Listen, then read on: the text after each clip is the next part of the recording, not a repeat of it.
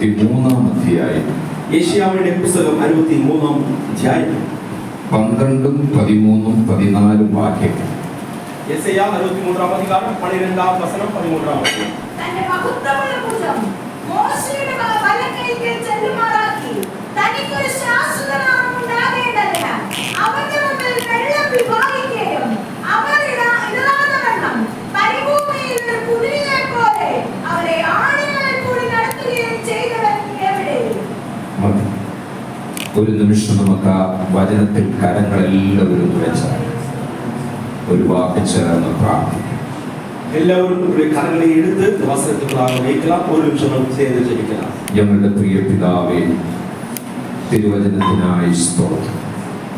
ഈ തുറക്കപ്പെട്ട വചനത്തിന്റെ മുമ്പിൽ ഒരുക്കമുള്ള ഹൃദയങ്ങളുമായി ഈ പോണ്ടിച്ചേരി ഞങ്ങൾ ഒരുമിച്ചായിരിക്കുന്നു. അങ്ങ് ഞങ്ങളോട് സംസാരിക്കുന്നു പിതാവേ. പരിശുദ്ധാത്മാവ് ഓരോ ഹൃദയങ്ങളെ വിവേചിച്ച് ഇന്ന് പകൽ അവിടുന്ന് ആവശ്യമുള്ള വചനത്തിന്റെ ആഴങ്ങൾ നിന്റെ മക്കൾക്ക് നൽകണം, അടിയന് നൽകണം. ഞങ്ങൾ ഒരുപോലെ അനുഗ്രഹിക്കപ്പെടട്ടെ യേശുവിൻ നാമത്തിൽ തന്നെ ആമേൻ. നമ്മുടെ കരങ്ങളെ ഉയർത്തി കർത്താവിന് മഹത്വം കൊടുക്കുക. കരങ്ങളെ ഉയർത്തി ദൈവത്തിന് മഹിമ കൊടുക്കലാമ. Hallelujah, hallelujah. കുറച്ചുകൂടെ ശബ്ദം ഹല്ലേലൂയ. ഹല്ലേലൂയ. വോൾട്ടേജ് കുറവ് ഇവിടെ ഇല്ല. ഞാൻ ഇവിടെ വന്നിട്ട് ഇതുവരെയും വോൾട്ടേജ് കുറഞ്ഞ് ഞാൻ കണ്ടില്ല. ഇങ്ങ വന്നിട്ട് കറണ്ടിലെ കുറവുകൾ ഒന്നും ഇങ്ങ വരവില്ലേ. വോൾട്ടേജ് നമുക്കുണ്ടായിരിക്കും. എല്ലാവർക്കും அந்த വോൾട്ടേജ് அந்த ബലം നമുക്കുള്ളായിരിക്കുന്നത്. ഇന്ന് പ്രത്യേകിച്ച് വോൾട്ടേജ് കുറയാൻ സാധ്യതയുണ്ട്. എല്ലാവരും കണ്ണ് മെല്ലെ അടയുന്നുണ്ട്. இன்று உங்களுடைய பலம் சில நேரம் குறைந்து போகலாம். ஏனென்றால் கண்கள் எல்லாம் மூடி மூடி வருகிறது. ഏറ്റവും കൂടുതൽ അടഞ്ഞു പോകാൻ സാധ്യത അനിൽ പാസ്റ്ററാണ്. ஆமென். மிகவும் கண்களை மூடி போக வேண்டிய நிலைமை இங்க இருக்கிற ஊழியருக்கு தான் இருக்கிறது. ഞാൻ എന്നെ AC റൂമിൽ കിടത്തിയിട്ട് താൻ ഒരു പുൽപ്പായിൽ നിലത്ത് കിടക്കുന്നത് കാഴ്ചയാണ് കണ്ടത്. ஆமென். நான் அவர் பார்த்தது, நான் என்னை AC ரூமில் அவர் என்னை படுக்க வைத்து என்னை அவர் கீழே படுத்ததை நான் பார்த்தேன். ദൈവം നമ്മെ അനുഗ്രഹിക്കട്ടെ. കർത്താവ് നമ്മെ ആശീർവദിക്കട്ടെ. Hallelujah, hallelujah. ഈ പോണ്ടിച്ചേരിയിലെ PMG ചർച്ചിൽ കടന്നു വരാൻ ദൈവത്തിന്റെ വചനവും യേശുക്രിസ്തുവിന്റെ സാക്ഷിയുമായി പരിശുദ്ധാത്മാവ് എന്നെ പ്രാഗൽഭ്യത്തോടെ നിർത്തിയ എന്റെ ദൈവത്തിന് ഞാൻ സകല മഹത്വവും അർപ്പിക്കുന്നു. കർത്തരുடைய സാക്ഷിயாக കർത്തരുடைய ஊழியக்காரனாக பலத்தோடு இந்த പോണ്ടിച്ചേരി പട്ടണത്തിൽ എന്നെ ദൈവം കൊണ്ടുവന്നതിനെ നിனைத்து ഞാൻ മിகவும் ദൈവത്തിന് നന്ദി സെലുത്തുകയാണ്. ഈ മീറ്റിംഗിനെയും യാത്രയെയും കുറിച്ച് മാത്യു പാസ്റ്റർ ചില നാളുകൾക്ക് മുൻപ് എന്നോട് ഈ യാത്രയെ കുറിച്ച് ഇങ്ങനെ പറയാനിടയായി. இந்த கூட்டத்தை குறித்து கடந்து வந்திருக்கிற മാത്യു ஊழியர் அவர்கள் என்னை அது குறித்து சொல்லியிருந்தார். പോണ്ടിച്ചേരി എന്ന് ഞാൻ പഠിക്കുകയും വായിക്കുകയും കേൾക്കുകയും പ്രാർത്ഥിക്കുകയും ചെയ്തിട്ടേ ഉള്ളൂ, കണ്ടിട്ടില്ല. പോണ്ടിച്ചേരി എன்கிற வார்த்தையை நான் கேட்டிருக்கிறேன், அதை பார்த்திருக்கிறேன். ஆனால் நேரடியாக வந்து நடைமுறையில் வந்தது கிடையாது. ഈ പാദങ്ങളിൽ മണ്ണിൽ ചവിട്ടി കർത്താവിന്റെ സാക്ഷിയാകാൻ ദൈവം എനിക്കൊരു ഭാഗ്യം. பாவமா இருக்கிற என்னை இந்த மண்ணில் கடந்து வந்து அவன் கால் மிதிக்க செய்ததற்காக தேவனுக்கு நன்றி செலுத்துகிறேன். Hallelujah, hallelujah. ഇവിടെ കടന്നു വന്ന ഈ സഭയിൽ കടന്നു വന്ന എല്ലാവരെയും ഒരുമിച്ച് കൂടി കാണാൻ ദൈവം ഭാഗ്യം ഒരുക്കി. ആമേൻ. இந்த സഭയിലെ കടന്നു വന്നവർ എല്ലാവരെയും ഒരുമിച്ച് பார்ப்பதற்கு ദൈവം കൊടുക്കുന്ന ഭാഗ്യത്തിനാக ദൈവത്തിന് നന്ദി സെലുത്തുகிறேன். ഞങ്ങൾ ആദ്യം വന്നത് ജെയിംസ് പാസ്റ്ററുടെ വീട്ടിലാണ്. முதலாவது நாங்கள் வந்தது ജെയ്സൺ പാസ്റ്ററുடைய വീട്ടിൽ. ജെയ്സൺ പാസ്റ്ററേയും അനിൽ പാസ്റ്ററേയും അതുപോലെ 1-2 പേരെ മാത്രമേ എനിക്ക് പേര് കൊണ്ടും മുഖം കൊണ്ടും പരിചയമുള്ളൂ. ബാക്കി എല്ലാവരും ഇന്നലെ മുതലൊന്ന് മുഖം പരിചയപ്പെട്ടു വരുന്നേ ഉള്ളൂ. ജെയ്സൺ പാസ്റ്റർ അവர்களும் അനിൽ പാസ്റ്ററും ആമേൻ മറ്റുള്ളവരും മറ്റുള്ള ഇപ്പോഴും പാട്ട് അനുഭവമായി കൊണ്ടിരിക്കും. അതുകൊണ്ട് പേര് പറഞ്ഞു, എന്റെ പേര് പറഞ്ഞില്ല എന്ന് ഓർത്ത് ഭാരപ്പെടേണ്ട. നിങ്ങൾ എല്ലാവരുടെയും മുഖം ഈ കമ്പ്യൂട്ടറെ ഫീഡ് ചെയ്തിട്ടുണ്ട്. ആമേൻ. നിങ്ങൾ യാരും ഭയപ്പെട വേണ്ടാം. ആമേൻ. ഉங்களுடைய മുഖത്തിൽ சொல்லி உங்கள் பெயரை சொல்லவில்லை என்று എന്നാൽ உங்களுடைய പേരെല്ലാം നിങ്ങൾക്ക് ദൈവം തരും. എന്നും പ്രാർത്ഥിക്കത്തില്ല, ഓർക്കുമ്പോൾ പ്രാർത്ഥിക്കും. എപ്പോഴും ഞാൻ ജപിക്ക മാട്ടേൻ ഉങ്ങളെ നിனைத்து, ஆனால் நினைக்கும் போது நான் ജപിப்பேன். കാരണം സാധാരണ ഇങ്ങനെ പറയും, ഞാൻ പ്രാർത്ഥിച്ചോളാം, പക്ഷെ അത് വെറുതെയാണ്. ஆனால் சாதாரணமாக எல்லாரும் சொல்லுவார்கள், நான் உங்களுக்காக ஜெபிக்கிறேன் என்று சொல்வார்கள். அதெல்லாம் சும்மா. എന്നാൽ ഏതെങ്കിലും സമയത്ത് ഓർക്കും, ഞാനിങ്ങനെ കടന്നുപോയി ശുശ്രൂഷിച്ച സഭകളെയും ആ മുഖങ്ങളെയും എൻ്റെ പ്രാർത്ഥനാ മുറിക്കകത്ത് ഇരുന്ന് അവരെ ഓർത്ത് സ്തോത്രം ചെയ്യാറുണ്ട്. ആ കൂട്ടത്തിൽ നിങ്ങളും പെട്ടു. ஆனால் எப்பொழுதெல்லாம் நான் ஊழியத்துக்கு கடந்து போகிறேனோ அந்த ஊழியங்களில் நினைக்கும் பொழுது போன ஊழியக்காரர்களுடைய சபையை நினைக்கும் பொழுது நான் அவர்களை நினைத்து ஜெபிப்பேன். കൊച്ചുമക്കളെയും സഹോദരി സഹോദരന്മാരെയും എല്ലാവരെയും ഓർത്ത് ദൈവത്തെ സ്തുതിക്കുന്നു. നിങ്ങൾ എല്ലാവർക്കും എൻ്റെ ക്രിസ്തുയേശുവിലുള്ള വന്ദനം അറിയിക്കുന്നു. இங்க இருக்கிற சிறு பிள்ளைகளும் இங்க இருக்கிற வாலிப சகோதரிகளுக்கும் என் அன்பின் வாழ்த்துக்களை தெரிவித்துக் கொள்கிறேன். എൻ്റെ പേര് തങ്കച്ചൻ എന്നാണ്. വീട് തൃശ്ശൂരാണ്, കേരളത്തിൽ തൃശ്ശൂരാണ്. என்னுடைய பெயர் தங்கச்சன். ஊரு തൃശ്ശൂർ എന്ന இடத்துல இருந்து வருகிறோம். ഇവിടെ വന്നപ്പോഴാണ് ഒന്ന് രണ്ട് പേര് തൃശ്ശൂരിനടുത്ത് മാള ഇങ്ങനെയുള്ള സ്ഥലങ്ങളിലൊക്കെ പഠിക്കാൻ വന്ന സ്റ്റുഡൻസ് ഉണ്ടെന്ന് കേട്ടപ്പോൾ സന്തോഷം. ஆனால் இங்க வந்த பொழுது തൃശ്ശൂർ இடத்துல இருந்து கடந்து வந்து படிக்க இந்த தேசத்துல வந்த மாணவர்களுக்காக நான் நினைத்து தேவனை சொல்றேன். എവിടെ പോയാലും മലയാളി ഇല്ലാത്ത നാടില്ല. എங்கே போனாலும் இந்த மலையாளம் பேசுகிறவர்கள் இல்லாத நாடே கிடையாது. ഇവിടെ വന്നപ്പോൾ എനിക്ക് വലിയ സന്തോഷം തോന്നി. യൂത്ത് ഒത്തിരി ഉണ്ട്. இங்க வந்த பொழுது எனக்கு மிகவும் சந்தோஷம் இருக்கிறது. வாலிப சகோதரர்கள் இங்க இருக்கிறார்கள். നിങ്ങളുടെ അധ്വാനങ്ങൾ ഒന്നും വൃഥാവല്ല. ഇന്നലെ ഒത്തിരി സ്കിറ്റും നാടകമൊക്കെ കാണിച്ച് കർത്താവിന്റെ സന്ദേശം കാലാനുസൃതമായി അത് അവതരിപ്പിക്കുവാൻ ദൈവം ഈ സഭയെ എടുത്തത് ഓർത്ത് ദൈവത്തെ സ്തുതിക്കുന്നു. உங்களுடைய உழைப்பை பார்க்கும் பொழுது உங்களுடைய நீங்கள் கர்த்தருடைய ஊழியத்துக்காக செய்து நினைக்கும் பொழுது உங்களுடைய உழைப்பும் பிரயாசமும் எந்த காரணத்தினாலும் போகாது.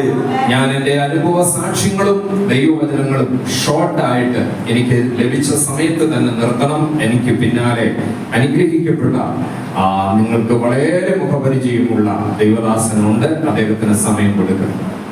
இங்கே கடந்து வந்திருக்கிற எனக்கு கொடுத்திருக்கிற இந்த சமயத்தில் நான் என்னுடைய சாட்சி முகாந்திரத்திலும் கொடுத்திருக்கிற வசனம் சொல்வதற்கு விருப்பப்படுகிறேன். ഇന്ന് ഈ സഭായോഗം ഇവിടെ കഴിഞ്ഞ് ഉച്ചതിരിഞ്ഞ് വേറെ ഏതോ ഒരു സ്ഥലത്ത് മാത്യു പാസ്റ്റർ പറഞ്ഞിട്ടുണ്ട്. അവിടെ പോയി നാളെ പ്രഭാതത്തിൽ ഞങ്ങള് ഈ പോണ്ടിച്ചേരിയിൽ നിന്ന് യാത്ര പറയും. அதாவது இந்த சாயங்காலம் எங்களுக்கு வேறொரு ஊழியம் இருக்கிறது, அங்கே கடந்து போகிறோம். அது முடித்த பிறகு காலை வேளையிலே கேரளா பட்டணத்தில் கடந்து போகிறோம். ഇനി നമ്മൾ ഈ ഭൂമിയിൽ വെച്ച് കണ്ടാലും കണ്ടില്ലെങ്കിലും നമുക്ക് നിത്യതയിൽ ഒരുമിച്ച് കാണും എന്നുള്ള പ്രത്യാശ നമുക്കുണ്ട്. இந்த பூமியிலே திரும்பவும் நாம் முகமுகமாய் பார்க்க முடியவில்லை என்றாலும் பரலோகத்தில் நாம் செல்லும்போது முகமுகமாய் பார்ப்போம். എനിക്ക് ഭാര്യയും രണ്ട് മക്കളുമാണുള്ളത്. எனக்கு ஒரு மனைவி இருக்கிறார்கள், 2 பிள்ளைகள் இருக்கிறார்கள். ഇപ്പോൾ അവർ വീട്ടിലില്ല, അവർ വിരുന്ന് പോയിരിക്കുകയാണ്. ആമേൻ. ഇപ്പോൾ അവர்கள் വീട്ടിലില്ല, അവർ വിരുന്നിന് പോയിരിക്കുകയാണ്. എന്നോട് ഇങ്ങനെ പറഞ്ഞു, നമുക്ക് കുടുംബമായിട്ട്, മോൻ വെളിയിലാണ് ജോലി ചെയ്യുന്നത്, കുടുംബമായിട്ട് നമുക്ക് ഒരുമിച്ച് പോകാം എന്നിങ്ങനെ.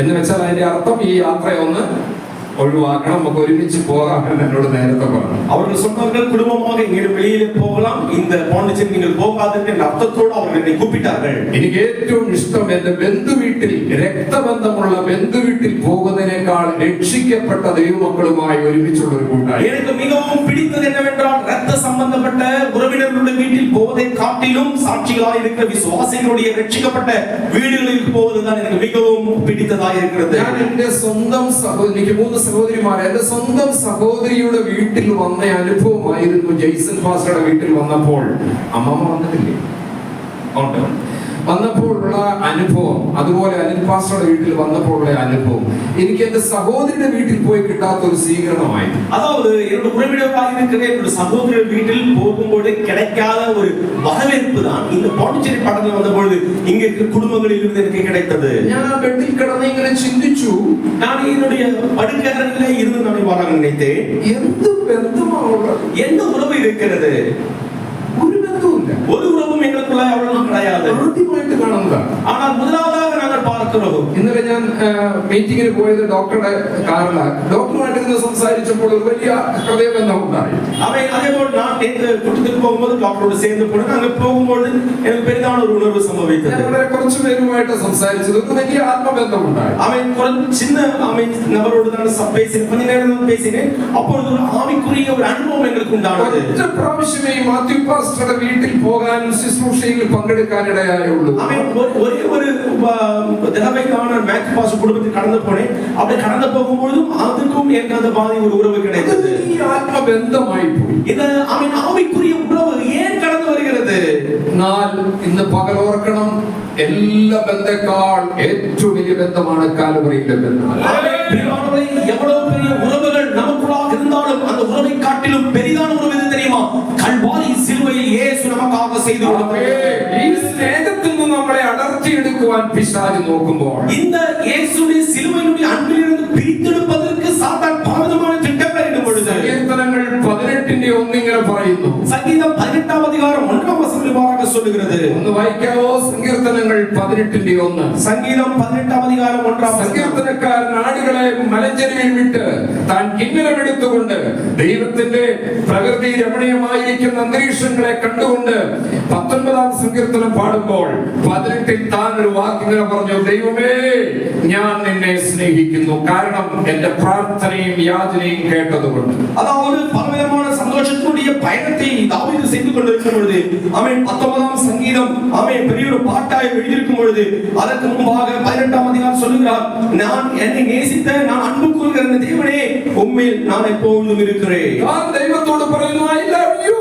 എന്റെ പ്രാർത്ഥന കേട്ടതുകൊണ്ട് ഞാൻ നിന്നെ സ്നേഹിക്കുന്നു. அப்பொழுது தாவீது சொல்கிறார், ஆண்டவரே நீர் இருக்கிறீர், நீர் என் ஜெபத்தை கேட்டதனாலே நான் உம்மை ஸ்தோத்திரிக்கிறேன், நன்றி செலுத்துகிறேன். ഞാൻ 116ആം സങ്കീർത്തനത്തിൽ അതേ വേട് പറയുന്നുണ്ട്. അവിടെ മറ്റൊരു ചിന്തയുണ്ട്, അതൊന്ന് വായിച്ച ആരെങ്കിലും. 116. ஆனால் அதே காரியத்தை 116ஆம் சங்கீதம் வாசிக்கும் பொழுது அதே போல் வேறு விதமாக அந்த வசனம் சொல்லுகிறது. യഹോവയുടെ പ്രാർത്ഥനയും യാചനകളും കേട്ടതുകൊണ്ട് ഞാൻ അവനെ സ്നേഹിക്കുന്നു. ഈ രണ്ട് വാക്യങ്ങൾ തമ്മിലുള്ള വ്യത്യാസം എന്താണെന്നൊന്ന് പറയാമോ? ആരെങ്കിലും ഒന്ന് പറയാമോ? 116ஆம் சங்கீதத்துல இருக்கிற அந்த வார்த்தைகளும் ஆமென் சொல்லலாமா? സമ്മാനം തരാം, ഇപ്പൊ ഇല്ലെങ്കിലും മേടിച്ച് തന്നിരിക്കും. അത് ശരി, അത് തന്നെയല്ലേ അവിടെ പറയുന്നത്, 18 പറയുന്നത്. அதுதான் 18ലെ വാക്യവും 116ലെ വാക്യവും സെയിം വാക്യം, എന്നാൽ അതിലൊരു വ്യത്യാസമുണ്ട്. 18ஆம் அதிகாரத்துல கொடுக்கப்பட்டிருக்கிற அந்த வசனத்துக்கும் 116ஆம் சங்கீதம் 1ஆம் வசனம் கொடுக்கப்பட்ட வசனத்திற்கும் ஒன்றுதான், ஆனால் அதுல அர்த்தத்துக்கு வித்தியாசம் இருக்கிறது. മാത്യു പാസ്റ്റർ പറയുന്നവർക്ക് സമ്മാനം മേടിച്ചു കൊടുത്തേക്കണം കേട്ടോ. ஆமென். நன்றி பாஸ்டர் அவர்கள் சொல்வதற்கு நீங்கள் பரிசு வாங்கி கொடுக்க வேண்டும். കേൾക്കുന്നില്ല? ഇല്ല, സമയം പോയി, എനിക്ക് എന്റെ സമയം പോകുന്നു. ഓക്കെ, 18ആം സങ്കീർത്തനത്തിൽ താൻ ദൈവത്തോട് പറയുന്നു, യഹോവേ എന്റെ പ്രാർത്ഥനയും യാചനയും കേട്ടതുകൊണ്ട് ഞാൻ നിന്നെ സ്നേഹിക്കുന്നു. அதாவது அவன் 18ஆம் சங்கீதம், ஆண்டவரே நீர் என் ஜெபத்தையும் விண்ணப்பத்தையும் கேட்டதினாலே நான் உம்மில் அன்பு கூறுவேன். 116ആം സങ്കീർത്തനത്തിൽ പറയുന്നു, എന്റെ പ്രാർത്ഥനയും യാചനയും കേട്ടതുകൊണ്ട് ഞാൻ അവനെ സ്നേഹിക്കുന്നു. ஆமென். ஆனால் 116ஆம் சங்கீதம் இவ்வாறு சொல்றது, கர்த்தரின் சத்தத்தையும் என் விண்ணப்பத்தையும் கேட்டதினால் அவரில் அன்பு கூறுவேன். വ്യത്യാസം മനസ്സിലായോ? വ്യത്യാസം 18ൽ താൻ ദൈവത്തോട് പറയുന്നു, 116ൽ താൻ തന്റെ കുടുംബത്തോട്, സ്നേഹിതനോട്, അയൽവാസിയോട്, ഫ്രണ്ടിനോട് പറയുന്നു, എന്റെ പ്രാർത്ഥനയും യാചനയും കേട്ടതുകൊണ്ട് ഞാൻ അവനെ സ്നേഹിക്കുന്നു. വേണമെങ്കിൽ സ്നേഹിച്ചോ. அதாவது அவன் 18ஆம் சங்கீதத்தில் தாவீது கர்த்தரிடத்தில் நேரடியாக நான் உம்மை அன்பு கூறுகிறேன் என்று சொன்னார். ஆனால் 116ஆம் சங்கீதத்தில் வாசிக்கும் பொழுது ஆண்டவர் அவரிடத்தில் நான் அன்பு கூறுகிறேன் என்று சொல்லி தெரிந்தவரிடத்திலும் நண்பர்களிடத்திலும் உறவினரிடத்திலும் அவர் சொல்லுகிற ஒரு அனுபவமாக இருக்கிறது. Hallelujah, hallelujah, hallelujah, hallelujah. അകത്ത് മുറിക്കകത്ത് വാതിലടച്ചിരുന്ന ദൈവമേ ഞാൻ നിന്നെ സ്നേഹിക്കുന്നു, ഞാൻ നിന്നെ സ്നേഹിക്കുന്നു, അങ്ങനെ പറയുന്ന വ്യക്തി പുറത്തേക്ക് ഇറങ്ങണം. അതാ ഇന്നലെ ഉച്ചതിരിഞ്ഞുണ്ടായത്. നാം ഒരു കുടിലിൽ മൈലത്ത് പോയി പറഞ്ഞു, അവൻ എന്നെ സ്നേഹിക്കുന്നു, എന്റെ പ്രാർത്ഥന കേൾക്കുന്നു, അതുകൊണ്ട് ഞാൻ അവനെ സ്നേഹിക്കുന്നു. பிரியமானவர்களே, தனிப்பட்ட முறையிலே தனி அறையிலே நாம் சென்று ஆண்டவரே நான் நேசிக்கிறேன், அன்பு கூறுகிறேன் என்று நாம் எல்லாரும் சொல்லுகிறவர்கள் தான். ஆனால் அவன் மற்றவரிடத்திலே சென்று ஆண்டவரே அவன் உண்மை அன்பு கூறுகிறான் என்கிற வார்த்தைகளை சொன்ன ஒரு அனுபவம் தான் நேற்று சென்று கிராமங்களில் ஊழியம் செய்ததாக இருந்தது. ഹല്ലേലൂയ, ஹல்லேலூயா. ഈ തങ്കച്ചൻ ഇങ്ങനെ നിൽക്കേണ്ടവനല്ലായിരുന്നു. இந்த தங்கச்சன் என்கிற நபர் இப்படி நிற்க வேண்டிய நபர் அல்ல. ഒരു ക്രൈസ്തവ കുടുംബത്തിൽ, ஒரு கிறிஸ்துவ குடும்பத்துல, ഒരു കർഷക ഭവനത്തിൽ മാതാവിനും പിതാവിനും ജനിച്ച ഈ മകൻ, விவசாயிகளுடைய வீட்டிலே பிறந்த ஒரு பிள்ளை தான் நான். എന്റെ മൂത്ത 3 സഹോദരിമാര്, எனக்கு பெரியவர்களாக 3 சகோதரிகள் இருக்கிறார்கள். ഏറ്റവും താഴെയുള്ള വ്യക്തിയാണ് ഞാൻ. மிகவும் அவன் கடைசியாக இருக்கிற ஒரு நபராக இருக்கிறேன் நான். ഞാൻ ഒരു ആത്മീയ കാര്യങ്ങളിലെല്ലാം പള്ളിയിലായിരുന്നപ്പോൾ യാക്കോബായ കുടുംബത്തിലാണ് ജനിച്ചു വളർന്നത്. എല്ലാ കാര്യങ്ങളിലും വളരെ ആക്റ്റീവായിരുന്നു. அதாவது நான் கிறிஸ்துவ குடும்பத்தில் யாக்கோபா என்கிற அந்த வர்க்கத்திலே நான் பிறந்து வளர்ந்தேன். அதனால் சபையினுடைய அது காரியத்திலே நான் மிகவும் ஊக்கத்தோடு இருந்தேன். വേദവചനം പഠിച്ചു, வேதம் வாசிப்பேன், വേദപാഠം സൺഡേ സ്കൂളിൽ പഠിപ്പിച്ചു. സൺഡേ സ്കൂളിലും நான் மற்றவங்களை நான் சொல்லிக் கொடுத்தேன்.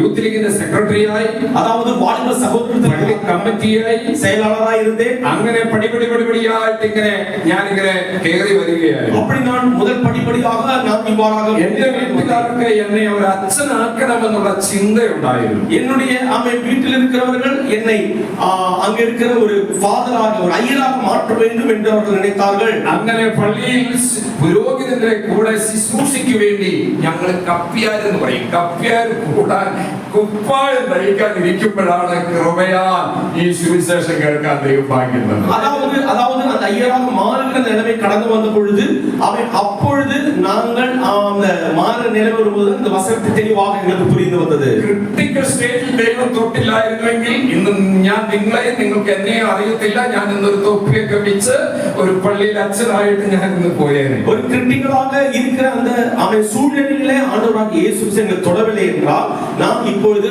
ஒரு சர்ச்சினுடைய ஐயராയി மாறி போயிருப்பேன். എന്നാൽ ചില നാളുകൾ ഈ വചനം ഉള്ളിൽ എഴുതിക്കൊണ്ട് ദൈവസന്നിധിയിൽ നിന്ന് പ്രാർത്ഥിപ്പാനിടയായി. சில நாட்களிலே இந்த வசனத்தை கரங்களிலே ஏந்தி நான் கர்த்தரிடத்திலே பேச ஆரம்பித்தேன். രക്ഷിക്കപ്പെട്ടു, സ്നാനപ്പെട്ടു, ஞானஸ்நானம் எடுத்துக்கொண்டே പരിശുദ്ധാത്മാവിനെ പ്രാപിച്ചു, பரிசுத்த ஆவியானவரை பெற்றுக்கொண்டே. എന്നെ കാണുന്നവരെല്ലാം എവിടെ ചെന്നാലും പറയും തങ്കച്ചന് ജോലി ഇതല്ല, തങ്കച്ചന് പ്രേക്ഷിത വേലയാണ്. அதாவது எங்கே போனாலும் என்னை குறித்தவர்கள் சொல்வார்கள், தங்கச்சன் உன்னுடைய வேலை உலகத்தரமாக அல்ல, உன்னுடைய வேலை ஊழியனாக இருப்பதுதான். ഞാൻ ഒരു ദിവസം ഞാനൊരു വളത്തിന്റെ ഓർഗാനിക്കൽ വളത്തിന്റെ ഫീൽഡ് വർക്കായിരുന്നു. ഞാൻ കണ്ണൂർ കുറ്റ്യാടിയിലായിരുന്നു. அதாவது ஒரு ஆர்கானிக் ஃபீல்ட்ல விதைகளை வளர்த்துகிற ஒரு வேலை இருந்தது. அப்ப கண்ணூர் என்கிற பிரதேசத்திலே நான் இருந்தேன். ഞാൻ ഒരു ഷർട്ട് മേടിച്ച ഒരു ടയർ ഷോപ്പിലേക്ക് ചെന്നു. അദ്ദേഹം എന്നെ മെഷർമെന്റ് എടുക്കാനായി ഞാൻ ഇങ്ങനെ നിന്നു കൊടുത്തു. அதாவது நான் ஒரு சட்டையினுடைய ஒரு துணியை எடுத்து நான் இவ்வாறாக ஒரு டெய்லர் இடத்திலே கடந்து போன பொழுது அவர்கள் என்னிடத்தில் ஒரு வார்த்தைகளை கேட்டார்கள்.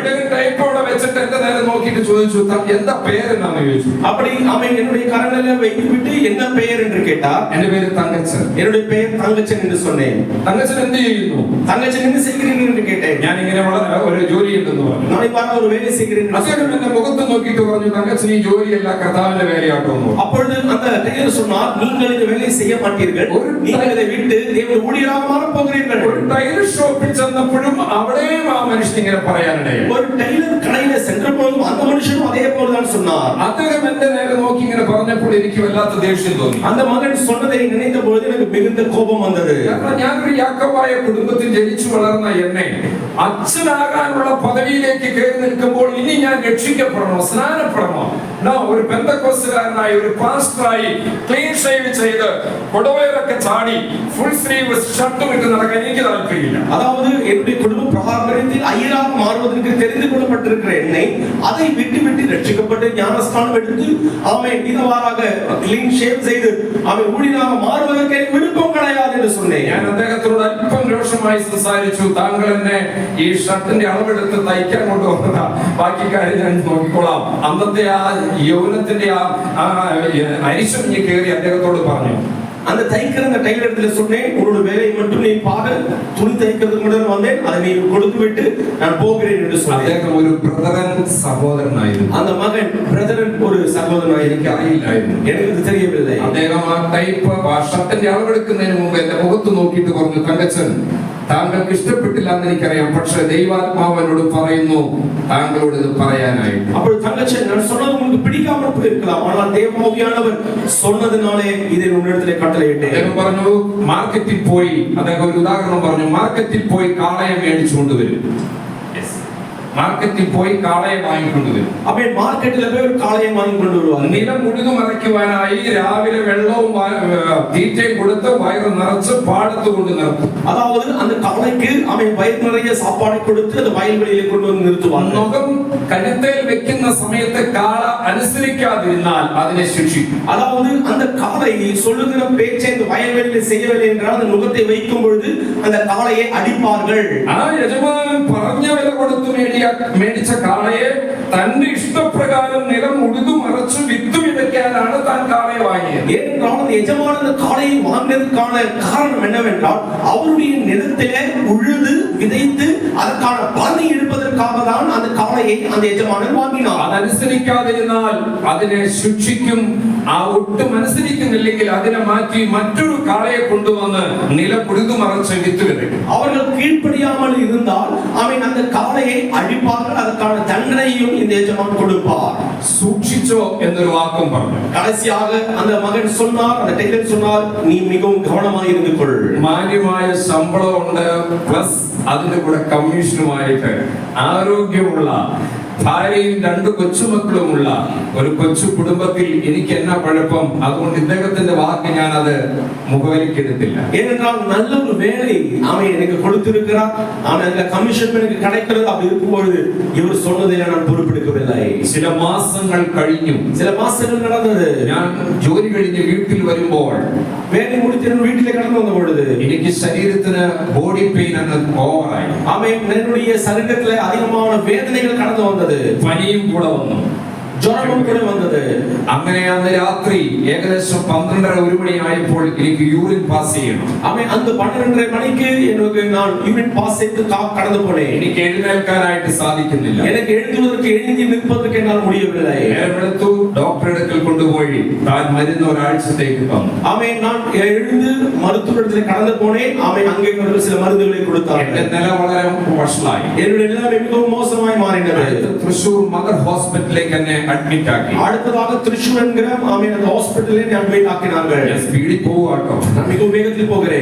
അവിടെ ചെന്നു അഡ്മിറ്റ് ചെയ്തു. ഒരാഴ്ച ഞാൻ ഹോസ്പിറ്റലിൽ അവിടെ എന്നെ ട്രീറ്റ് ചെയ്തു. அங்கே சென்றேன். என்னுடைய மருத்துவமனையில் அட்மிட் செய்தார்கள். அங்கே எனக்கு மருத்துவம் கொடுத்தார்கள். ഞാൻ വന്നതിലും വഷളാകയല്ലാതെ എനിക്ക് ഒരു ഭേദം ഉണ്ടായില്ല. நான் വന്നതിലിருந்து அந்த മരുத்துவமனைയിൽ சென்றதிலிருந்து என்னுடைய நிலைமை மிகவும் மோசமாய் மாறினது. 6ാമത്തെ ദിവസം ഡോക്ടർ വന്നപ്പോൾ പറഞ്ഞു, സർ എന്നെ ഡിസ്ചാർജ് ചെയ്യണം, ഞാൻ വീട്ടിൽ പോകോളാം. 6வது நாள் கடந்து வந்த பொழுது நான் மருத்துவரை நோக்கி சொன்னேன், மருத்துவரே என்னை டிஸ்சார்ஜ் பண்ணி நான் வீட்டுக்கு போக வேண்டும். ഡോക്ടർ പറഞ്ഞു, വെയിറ്റ് ചെയ്യ്, നാളെ ഒരു ഡോക്ടർ വരും, ഡോക്ടർ ജസ്റ്റി, അദ്ദേഹത്തിന് ഞാൻ റെഫർ ചെയ്യാം. நீங்கள் ஒரு நிமிஷம் நீங்கள் இருங்கள். அடுத்த நாள் ஜஸ்ட் என்கிற ஒரு மகன் கடந்து டாக்டர் வருகிறார்கள். அவர் வந்து உங்களை டெஸ்ட் பண்ணதுக்கு அப்புறம் நீங்கள் கடந்து போகலாம் என்று சொன்னார்கள். അദ്ദേഹം എന്റെ സ്റ്റൂളിൽ വന്നിരുന്നിട്ട് വിവരങ്ങളൊക്കെ ചോദിച്ചു. என்னுடைய இடத்தை கடந்து வந்து பல വിവരങ്ങളെ അവർക്ക് കേട്ടു. ഞാൻ എല്ലാ കാര്യങ്ങളും തുറന്നു പറഞ്ഞു. நான் எல்லா காரியங்களையும் തുറന്ന് பேசி എന്റെ ബ്ലഡ് എടുത്ത് സിസ്റ്ററോട് പറഞ്ഞു, എന്റെ ബ്ലഡ് എടുക്കാൻ പറഞ്ഞു. ബ്ലഡ് എടുത്ത് என்னுடைய அவன் சகோதரன் ടെസ്റ്റ് ചെയ്തു. പിറ്റേ ദിവസം റിസൾട്ടുമായി വന്നു. அவன் அவராக டெஸ்ட் எடுத்தார்கள். அதற்கான காரியங்கள் கடந்து வந்தது. ആ സമയത്ത് എന്റെ പിതാവും മാതാവും എന്റെ ഭാര്യയും 2 കുഞ്ഞുങ്ങളും റൂമിലുണ്ടായി. அந்த மருத்துவமனையில் இருந்து அந்த ரிசல்ட் வந்த பொழுது என்னுடைய அம்மாவும் என்னுடைய அப்பாவும் என்னுடைய மனைவியும் கூட இருந்தார்கள். അവരെല്ലാവരെയും പുറത്തിറക്കി. எல்லாவரையும் வெளியே போக சொன்னார்கள். ഭാര്യയെ മാത്രം എന്റെ അടുക്കൽ നിർത്തി. என்னுடைய மனைவியை மட்டும் அருகாமையில் நிறுத்தினார்கள். ഡോക്ടർ എന്റെ മുഖത്തേക്ക് നോക്കിയിട്ട് പറഞ്ഞു, டாக்டர் என்னுடைய முகத்தை பார்த்து சொன்னார், തങ്കച്ചൻ ഇനി താൻ ഒരിക്കലും ഇനി എഴുന്നേൽക്കത്തില്ല. அவர்கள் சொன்னார்கள், தங்கச்சன் இனி ஒரு நாளும் நீ எழுந்திருக்க மாட்டாய். എനിക്ക് സന്ധിവാദമാണ്, എന്ന് വെച്ചാൽ ആമവാദമാണ്. அதாவது உனக்கு வாதம் என்கிற பெரிய ஒரு வியாதி வந்திருக்கிறது. ഇത് പറയുമ്പോൾ എന്റെ അരയ്ക്ക് കീഴ്പ്പെട്ട് തളർന്നു പോയ അവസ്ഥയാണ്. அவர் சொல்லும் பொழுது என்னுடைய இடுப்பு பகுதியிலிருந்து என்னுடைய கால் வரையில் எந்த ஒரு அசைவும் இல்லை. എന്റെ മുട്ട് രണ്ടും ഇങ്ങനെ വളഞ്ഞേ ഇരിക്കത്തുള്ളൂ. என்னுடைய அந்த മുഴങ്കാൽ വളഞ്ഞുதான் இருக்கும். എന്റെ 2 കാലിന്റെ മുട്ടയിൽ ബലൂണിൽ വെള്ളം നിറച്ചതുപോലെ തുളുമ്പി നിൽക്കുകയാണ്. என்னுடைய 2 காலிலும் இருக்கிற அந்த முழங்காலிலே ஒரு தண்ணீர் நிரப்பப்பட்ட ஒரு அனுபவம் போல் முட்டி இருந்தது. അതുകൊണ്ട് ഡോക്ടർ പറഞ്ഞു, സിസ്റ്ററോട് പറഞ്ഞു, ഇദ്ദേഹത്തിന്റെ 2 കാലും ഓപ്പറേഷന് വേണ്ടി തയ്യാറാണ്, അതുകൊണ്ട് ഷേവ് ചെയ്ത് ക്ലീൻ ചെയ്ത് വെച്ചോളാം. அப்படி அவன் இந்த மகனுக்கு ஒரு பெரிய அறுவை சிகிச்சை நடக்க போகிறது. அதற்கான ஷேவ் பண்ணி வைத்துக் கொள்ளுங்கள் என்று சொன்னார்கள். ഓപ്പറേഷൻ ചെയ്ത് കൊഴുപ്പ് മാറ്റിയില്ല എങ്കിൽ അത് സ്റ്റിക്ക് ആയി പോകും, അതുകൊണ്ട് നാളെ സർജറിക്ക് റെഡി ആയിക്കോളാം. அதாவது இந்த முழங்காலில் இருக்கிற அவன் முட்டில் இருக்கிற அந்த கொழுப்பு எடுக்கவில்லை என்றால் இவருடைய அப்போகள் நின்று போய்விடும். അപ്പോൾ ഞാൻ ഏകദേശം 13 ദിവസമായി ഹോസ്പിറ്റലിലായിരുന്നു. அப்போது 13 நாட்களாக மருத்துவமனையில் நான் இருந்திருந்தேன். സിസ്റ്റർ വന്നു, എന്റെ കാലെല്ലാം ഷേവ് ചെയ്ത് വെച്ചു. அவன் அங்க இருக்கிற மருத்துவமனையில் வந்து என்னுடைய காலெல்லாம் ஷேவ் செய்து வைத்தார்கள். സിസ്റ്റർ പറഞ്ഞു, ഫസ്റ്റ് കേസ് ആണ്, അതുകൊണ്ട് നാളെ രാവിലെ 8 മണിക്ക് റെഡിയാണ്. அப்போது உங்களுக்கு தான் முதல் அறுவை சிகிச்சை செய்ய போகிறோம், அதனால் காலை 6 மணிக்கு முன்னமே நீங்கள் தயாராகி நின்று கொள்ளுங்கள் என்று சொன்னார். ആ സിസ്റ്റർ പോയി. ഞാനും എന്റെ വൈഫിന്റെ 3ാമത്തെ ആങ്ങളെയും റൂമിലുണ്ടായിരുന്നു. அப்பொழுது அந்த சிஸ்டர் கடந்து போனார்கள். அப்பொழுது நானும் என் மனைவியும் அவருடைய சகோதரனும் என்னோடு கூட இருந்தார்கள். ഏകദേശം 10-11 മണിയോട് കൂടെ ഞാൻ മയക്കത്തിലേക്ക് വന്നു. പെട്ടെന്ന് ഉറങ്ങിക്കിടന്നപ്പോൾ മാസങ്ങൾക്ക് മുമ്പ് പറഞ്ഞ ആ വ്യക്തി പറഞ്ഞ ആ ചിന്ത അല്ലെങ്കിൽ ആ പ്രവചന വിഷയം എന്റെ മനസ്സിലേക്ക് കടന്നു. അപ്പോൾ மருத்துவமனையில படுத்துக் கொண்டிருந்த பொழுது பல நாட்களுக்கு முன்பாக என்னை குறித்து பேசின தீர்க்க தரிசனத்தை நான் நினைத்தேன். അന്ന് അദ്ദേഹം പറഞ്ഞു, നില ഉഴുതുമറയ്ക്കുവാൻ മാർക്കറ്റിൽ നിന്ന് കാളയെ കൊണ്ടുവന്ന് നില ഉഴുതുമറച്ച് വിത്ത് വിതയ്ക്കണം. അതുകൊണ്ട് നുകം വെക്കുന്ന സമയത്ത് അനുസരിക്കാതിരുന്നാൽ ആ കാളയെ മാറ്റി അറവുശാലയിലേക്ക് വിടും. മറ്റൊരു കാളയെ കൊണ്ടുവന്ന് തന്റെ ദൗത്യം നിർവഹിക്കും. அதாவது அவன் இந்த காளையை வாங்கின அந்த எஜமானன் அந்த வயல்வெளியிலே சரி செய்வதற்காக ஆயத்தமாக்கப்பட்ட அந்த இடத்திற்கு கொண்டு வந்து அது சொல் பேச்சு கேட்க வேண்டிய கறிக்கடைக்கு அந்த மாடை அனுப்பி அதனுடைய எஜமானுடைய கீழ்ப்படுகிற ஒரு காளையை கொண்டு தன்னுடைய வேலையை அந்த எஜமான் செய்விப்பார் என்ற காரியத்தை ஞாபகம் வந்தது. Praise the Lord. Hallelujah. Hallelujah. ഉറങ്ങാതിരിക്കാൻ ഒരു ഹല്ലേലൂയ പറഞ്ഞു. നിങ്ങൾ തൂങ്ങാமல் இருக்க வேண்டிய ഒരു ഹല്ലേലൂയ சொல்லுகிறோம். ആ ചിന്ത എന്റെ മനസ്സിലേക്ക് വന്നു. പെട്ടെന്ന് ഞാൻ വാവിട്ട് ഒരൊറ്റ കരച്ചിൽ കരഞ്ഞു. அந்த சிந்தனைக்குள்ளாய் வந்தது. உடனே என் வாய் திறந்து நான் அழுக ஆரம்பித்தேன். ഞാൻ ഇങ്ങനെ കൈയെടുത്ത് വെച്ച് കാലയിലേക്ക് വെച്ചിട്ട് പറഞ്ഞു, ദൈവമേ ഈ കാലയിൽ നീ കത്തി വെപ്പാൻ ഇടയാക്കരുത്. അപ്പോൾ உடனே என் கரங்களை எடுத்து என்னுடைய முட்டி மேல் வைத்து சொன்னேன், ஆண்டவரே இதற்குள்ளாக கத்தி வைப்பதற்கு அனுமதிக்காதீயும். ഈ കാല് ഞാൻ ദൈവസന്നിധിയിൽ മടക്കിക്കോളാം. இந்த காலை நான் கர்த்தருடைய சமூகத்திலே ஆமென் இருந்து கொள்கிறேன். ഈ കാല് കൊണ്ട് നീ എവിടെ അയക്കുന്നുവോ അവിടെ ഞാൻ പൊക്കോളാം. ஆண்டவரே இந்த காலை கொண்டு நீ எங்கே நீ அனுப்புகிறீர்களோ அங்கே நான் கடந்து போகிறேன். എന്റെ കാലയിൽ കത്തി വെപ്പാൻ ഇടയാക്കരുത്. ஆண்டவரே என்னுடைய காலில் அறுவை சிகிச்சை செய்வதற்கு விடாதீரோ. അങ്ങനെ പ്രാർത്ഥിച്ച് അവിടെ കടന്നു. அப்படி ஜெபித்து விட்டு அங்கே கடந்து போனேன். ഞാൻ തപ്പി നോക്കിയപ്പോൾ അപ്പോഴും ആ നീര് അങ്ങനെ തന്നെ ഇരിക്കുക. அப்படி ஜெபித்து முடித்த பிறகு என் கரங்களில் இருந்து நான் கை வைத்து பார்த்தேன். அப்பவும் அந்த வீக்கம் அப்படிதான் இருந்தது. എന്റെ അന്നത്തെ ആ കൊച്ചു വിശ്വാസത്തിൽ പറഞ്ഞു, വെറുതെ പ്രാർത്ഥിച്ചതാ, നടക്കൊന്നുമില്ല. അപ്പോൾ எனக்கு கிடைத்திருந்த சின்ன விசுவாசத்தில் ஜெபித்தது கூட நான் நினைத்தேன், ஓ இது ഏകദേശം വെളുപ്പിന് 4 മണിയോട് കൂടെ എനിക്ക് യൂറിൻ പാസ് ചെയ്യണം. അവൻ കാலை വേളയിൽ 4 മണിക്ക് യൂറിൻ പാസ് ചെയ്ത് കടന്നു പോണേ. ഈ 13 ദിവസവും ബെഡിലായിരുന്നു, 1-2 എടുത്തുകൊണ്ടിരുന്നു. 13 നാட்கள் என்னுடைய பெட்டில் இருந்தேன். மாறாக மருந்து சாப்பிட்டு விட்டேன். രാവിലെ 4 മണിക്ക് ഞാൻ കണ്ണു തുറന്നു. அதிகாலை 4 മണിക്ക് ഞാൻ കണ്ണை திறந்தேன். അവര് സുഖമായി കിടന്നുറങ്ങുക. അവൻ എല്ലാവരും സുഖമായി കിടന്നുറങ്ങുகிறார்கள். എനിക്ക് യൂറിൻ പാസ് ചെയ്യണം. എനിക്ക് യൂറിൻ പാസ് ചെയ്യ வேண்டும். പെട്ടെന്ന് എന്റെ പുറകിൽ നിന്ന് ആരോ പുഷ് ചെയ്യുന്നു.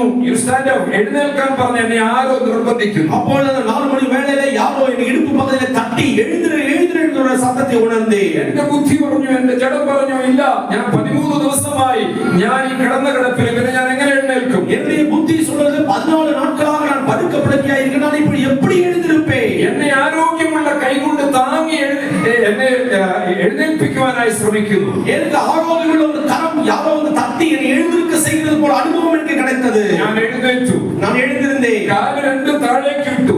അവൻ കാலை இரண்டும் എടുത്ത് കാവൻ തറയിൽ வைத்து എന്നോട് പുറകിൽ നിന്ന് ആരോ പറയുന്നു, നീ ബാത്റൂമിൽ പോയി യൂറിൻ പാസ് ചെയ്ത് മടങ്ങി വരിക. என் பின்பாக இருந்து ஒருவர் சொல்கிறார், நீ மட்டும் எழுந்து அவன் உன்னுடைய യൂറിൻ പോയി திரும்பி வா என்று சொன்னார். 13ാമത്തെ ദിവസം ഞാൻ ഭിത്തിയിൽ പിടിച്ചുകൊണ്ട് ഞാൻ വീഴുമോ എന്നുള്ള പേടി കൊണ്ട് ഞാൻ ബാത്റൂമിൽ പോയി യൂറിൻ പാസ് ചെയ്ത് തിരിച്ചു വന്നു. 13ஆம் நாள் வந்த பொழுது அவன் விழுந்து போய்விடுவோம் என்று சொல்லி தைரியத்தோடு எழுந்து நின்று அந்த செவரை பிடித்து நான் நடக்க ஆரம்பித்தேன். എന്റെ ഭാര്യയുടെ പേര് മോളി എന്നാ. ഞാൻ ഒരൊറ്റ വിളി വിളിച്ചു, മോളിയേ എന്ന് പറഞ്ഞ ഹോസ്പിറ്റലിൽ ഉറക്ക ഒരു വിളി വിളിച്ചു. കാരണം ഈ സന്തോഷവും സങ്കടവും വരുമ്പോൾ ഒരു കരച്ചിലുണ്ടല്ലോ. அதாவது அவன் என்னுடைய மனைவியுடைய பேர் மோளி. அவன் சந்தோஷம் அவன் துக்கம் வரும்போது அவன் சந்தோஷத்துக்கு கூப்பிடுற வார்த்தை மோளி என்று சத்தமிடுவதன் வார்த்தையை கூப்பிட்டேன். പെട്ടെന്ന് അവർ കണ്ണു തുറന്നു. അവർ ചാടി എഴുന്നേൽക്കുമ്പോൾ ഞാൻ ഇവിടെ നിൽക്കുക. அவர்கள் திடீர்னு எழுந்திருக்கும்போது அவர் முன்பாக நான் எழுதி நின்று கொண்டிருந்தேன். ഒന്നും മനസ്സിലായില്ല. அவர்களுக்கு ஒன்றும் புரியவில்லை. ഞാൻ കാല് നോക്കിയപ്പോൾ ഇപ്പോൾ ഇരിക്കുന്നത് പോലെ എന്റെ കാല് സുഖമായിരിക്കുക.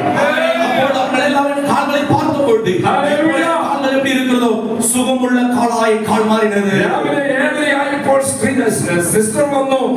സ്ട്രെച്ചറും പച്ച ഉടുപ്പുമായിട്ട് വന്നു. തങ്കച്ചൻ റെഡി ആയിട്ടോ. അവൻ കാலை வேளையிலே அங்க இருக்கிற மருத்துவமனையில் இருக்கிற நர்ஸ் கடந்து வந்து சொன்னார்கள், தங்கச்சன் ரெடி ஆகி கொடுங்க, அறுவை சிகிச்சை என்று சொன்னார். ഞാൻ സിസ്റ്ററോട് പറഞ്ഞു, എന്റെ സർജറി കഴിഞ്ഞു. நான் என்னுடைய சிஸ்டருக்கு சொன்னேன், என்னோட அறுவை சிகிச்சை முடிந்து விட்டது, സുഖമായിരിക്കുന്നു.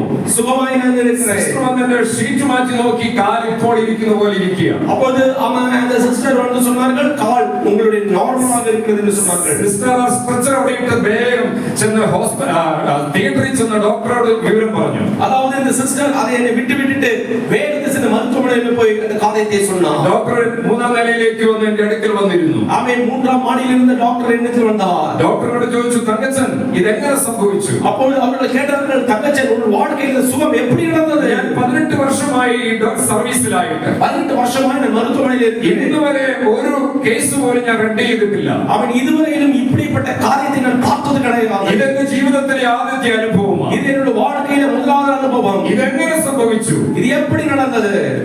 ആ സ്റ്റോളിൽ ഇരുന്ന് പറഞ്ഞ ഒരു വാക്യം കൂടെ പറഞ്ഞ് ഞാൻ അവസാനിപ്പിക്കുക. அந்த அவன் இருக்கிற இடத்துல இருந்து கடைசியா ஒரு வார்த்தை സാധുക്കളെ വിടുവിച്ച ദൈവത്തോട് എനിക്ക് വേണ്ടി പ്രാർത്ഥിക്കണം. அப்பொழுது உன்னை விடுவித்த உன் கணவனிடத்திலே சொல்லி எனக்காக ஜெபி என்று சொன்னார். ഞാനൊരു കത്തോലിക്ക കുടുംബത്തിൽ വിശ്വാസിയാണ്. நான் ஒரு கத்தோலிக்கர் என்கிற அந்த குடும்பத்துடைய விசுவாசியா இருந்தேன். ചാലക്കുടി മുരുങ്ങൂർ ഡിവിയൻ ധ്യാന കേന്ദ്രത്തിൽ 3 പ്രാവശ്യം ധ്യാനം കൂടി. ചാലക്കുടി എன்கிற அந்த தியான കേന്ദ്രത്തിൽ அவன் 3 நாள் வரை நான் போயிருந்தேன். ഡോക്ടർ പറഞ്ഞാട്ടോ, ഞാൻ പറഞ്ഞതല്ല. டாக்டர் சொன்னதுதான், நான் சொன்னதல்ல. ഞാൻ എന്റെ ഫാമിലി ഡിസോർഡർ ആയി കിടക്കുകയാണ്. என்னுடைய குடும்பம் மிகவும் பலவீனப்பட்டு படுக்கையாய் இருக்கிறது. ഞാൻ അമിതമായി മദ്യക്ക് അടിമയായി പോയി. நான் மிகவும் இந்த மதுபானத்துக்கு அடிமையாய் இருக்கிறேன். അതുകൊണ്ട് എന്റെ ഫാമിലി ആകെ പ്രശ്നത്തിലാണ്. என்னுடைய குடும்பம் மிகவும் பிரச்சனையில் இருக்கிறது. താങ്കളെ വിടുവിച്ച ദൈവത്തോട് എനിക്ക് വേണ്ടി പ്രാർത്ഥിക്കണം. உங்களை விடுவித்த உன்னுடைய தேவனிடத்தில் நீ எனக்காக ஜெபி. അങ്ങനെ ഞങ്ങൾ അവിടെ വെച്ച് ഈ കാര്യങ്ങൾ പങ്കുവെച്ചു. എന്നെ പിറ്റേ ദിവസം ഡിസ്ചാർജ് ചെയ്തു. ஆமென். அப்படி அவர்கள் என்னிடத்தில் பேசினார்கள். அடுத்த நாள் என்னை டிஸ்சார்ஜ் செய்து விட்டார்கள். 1993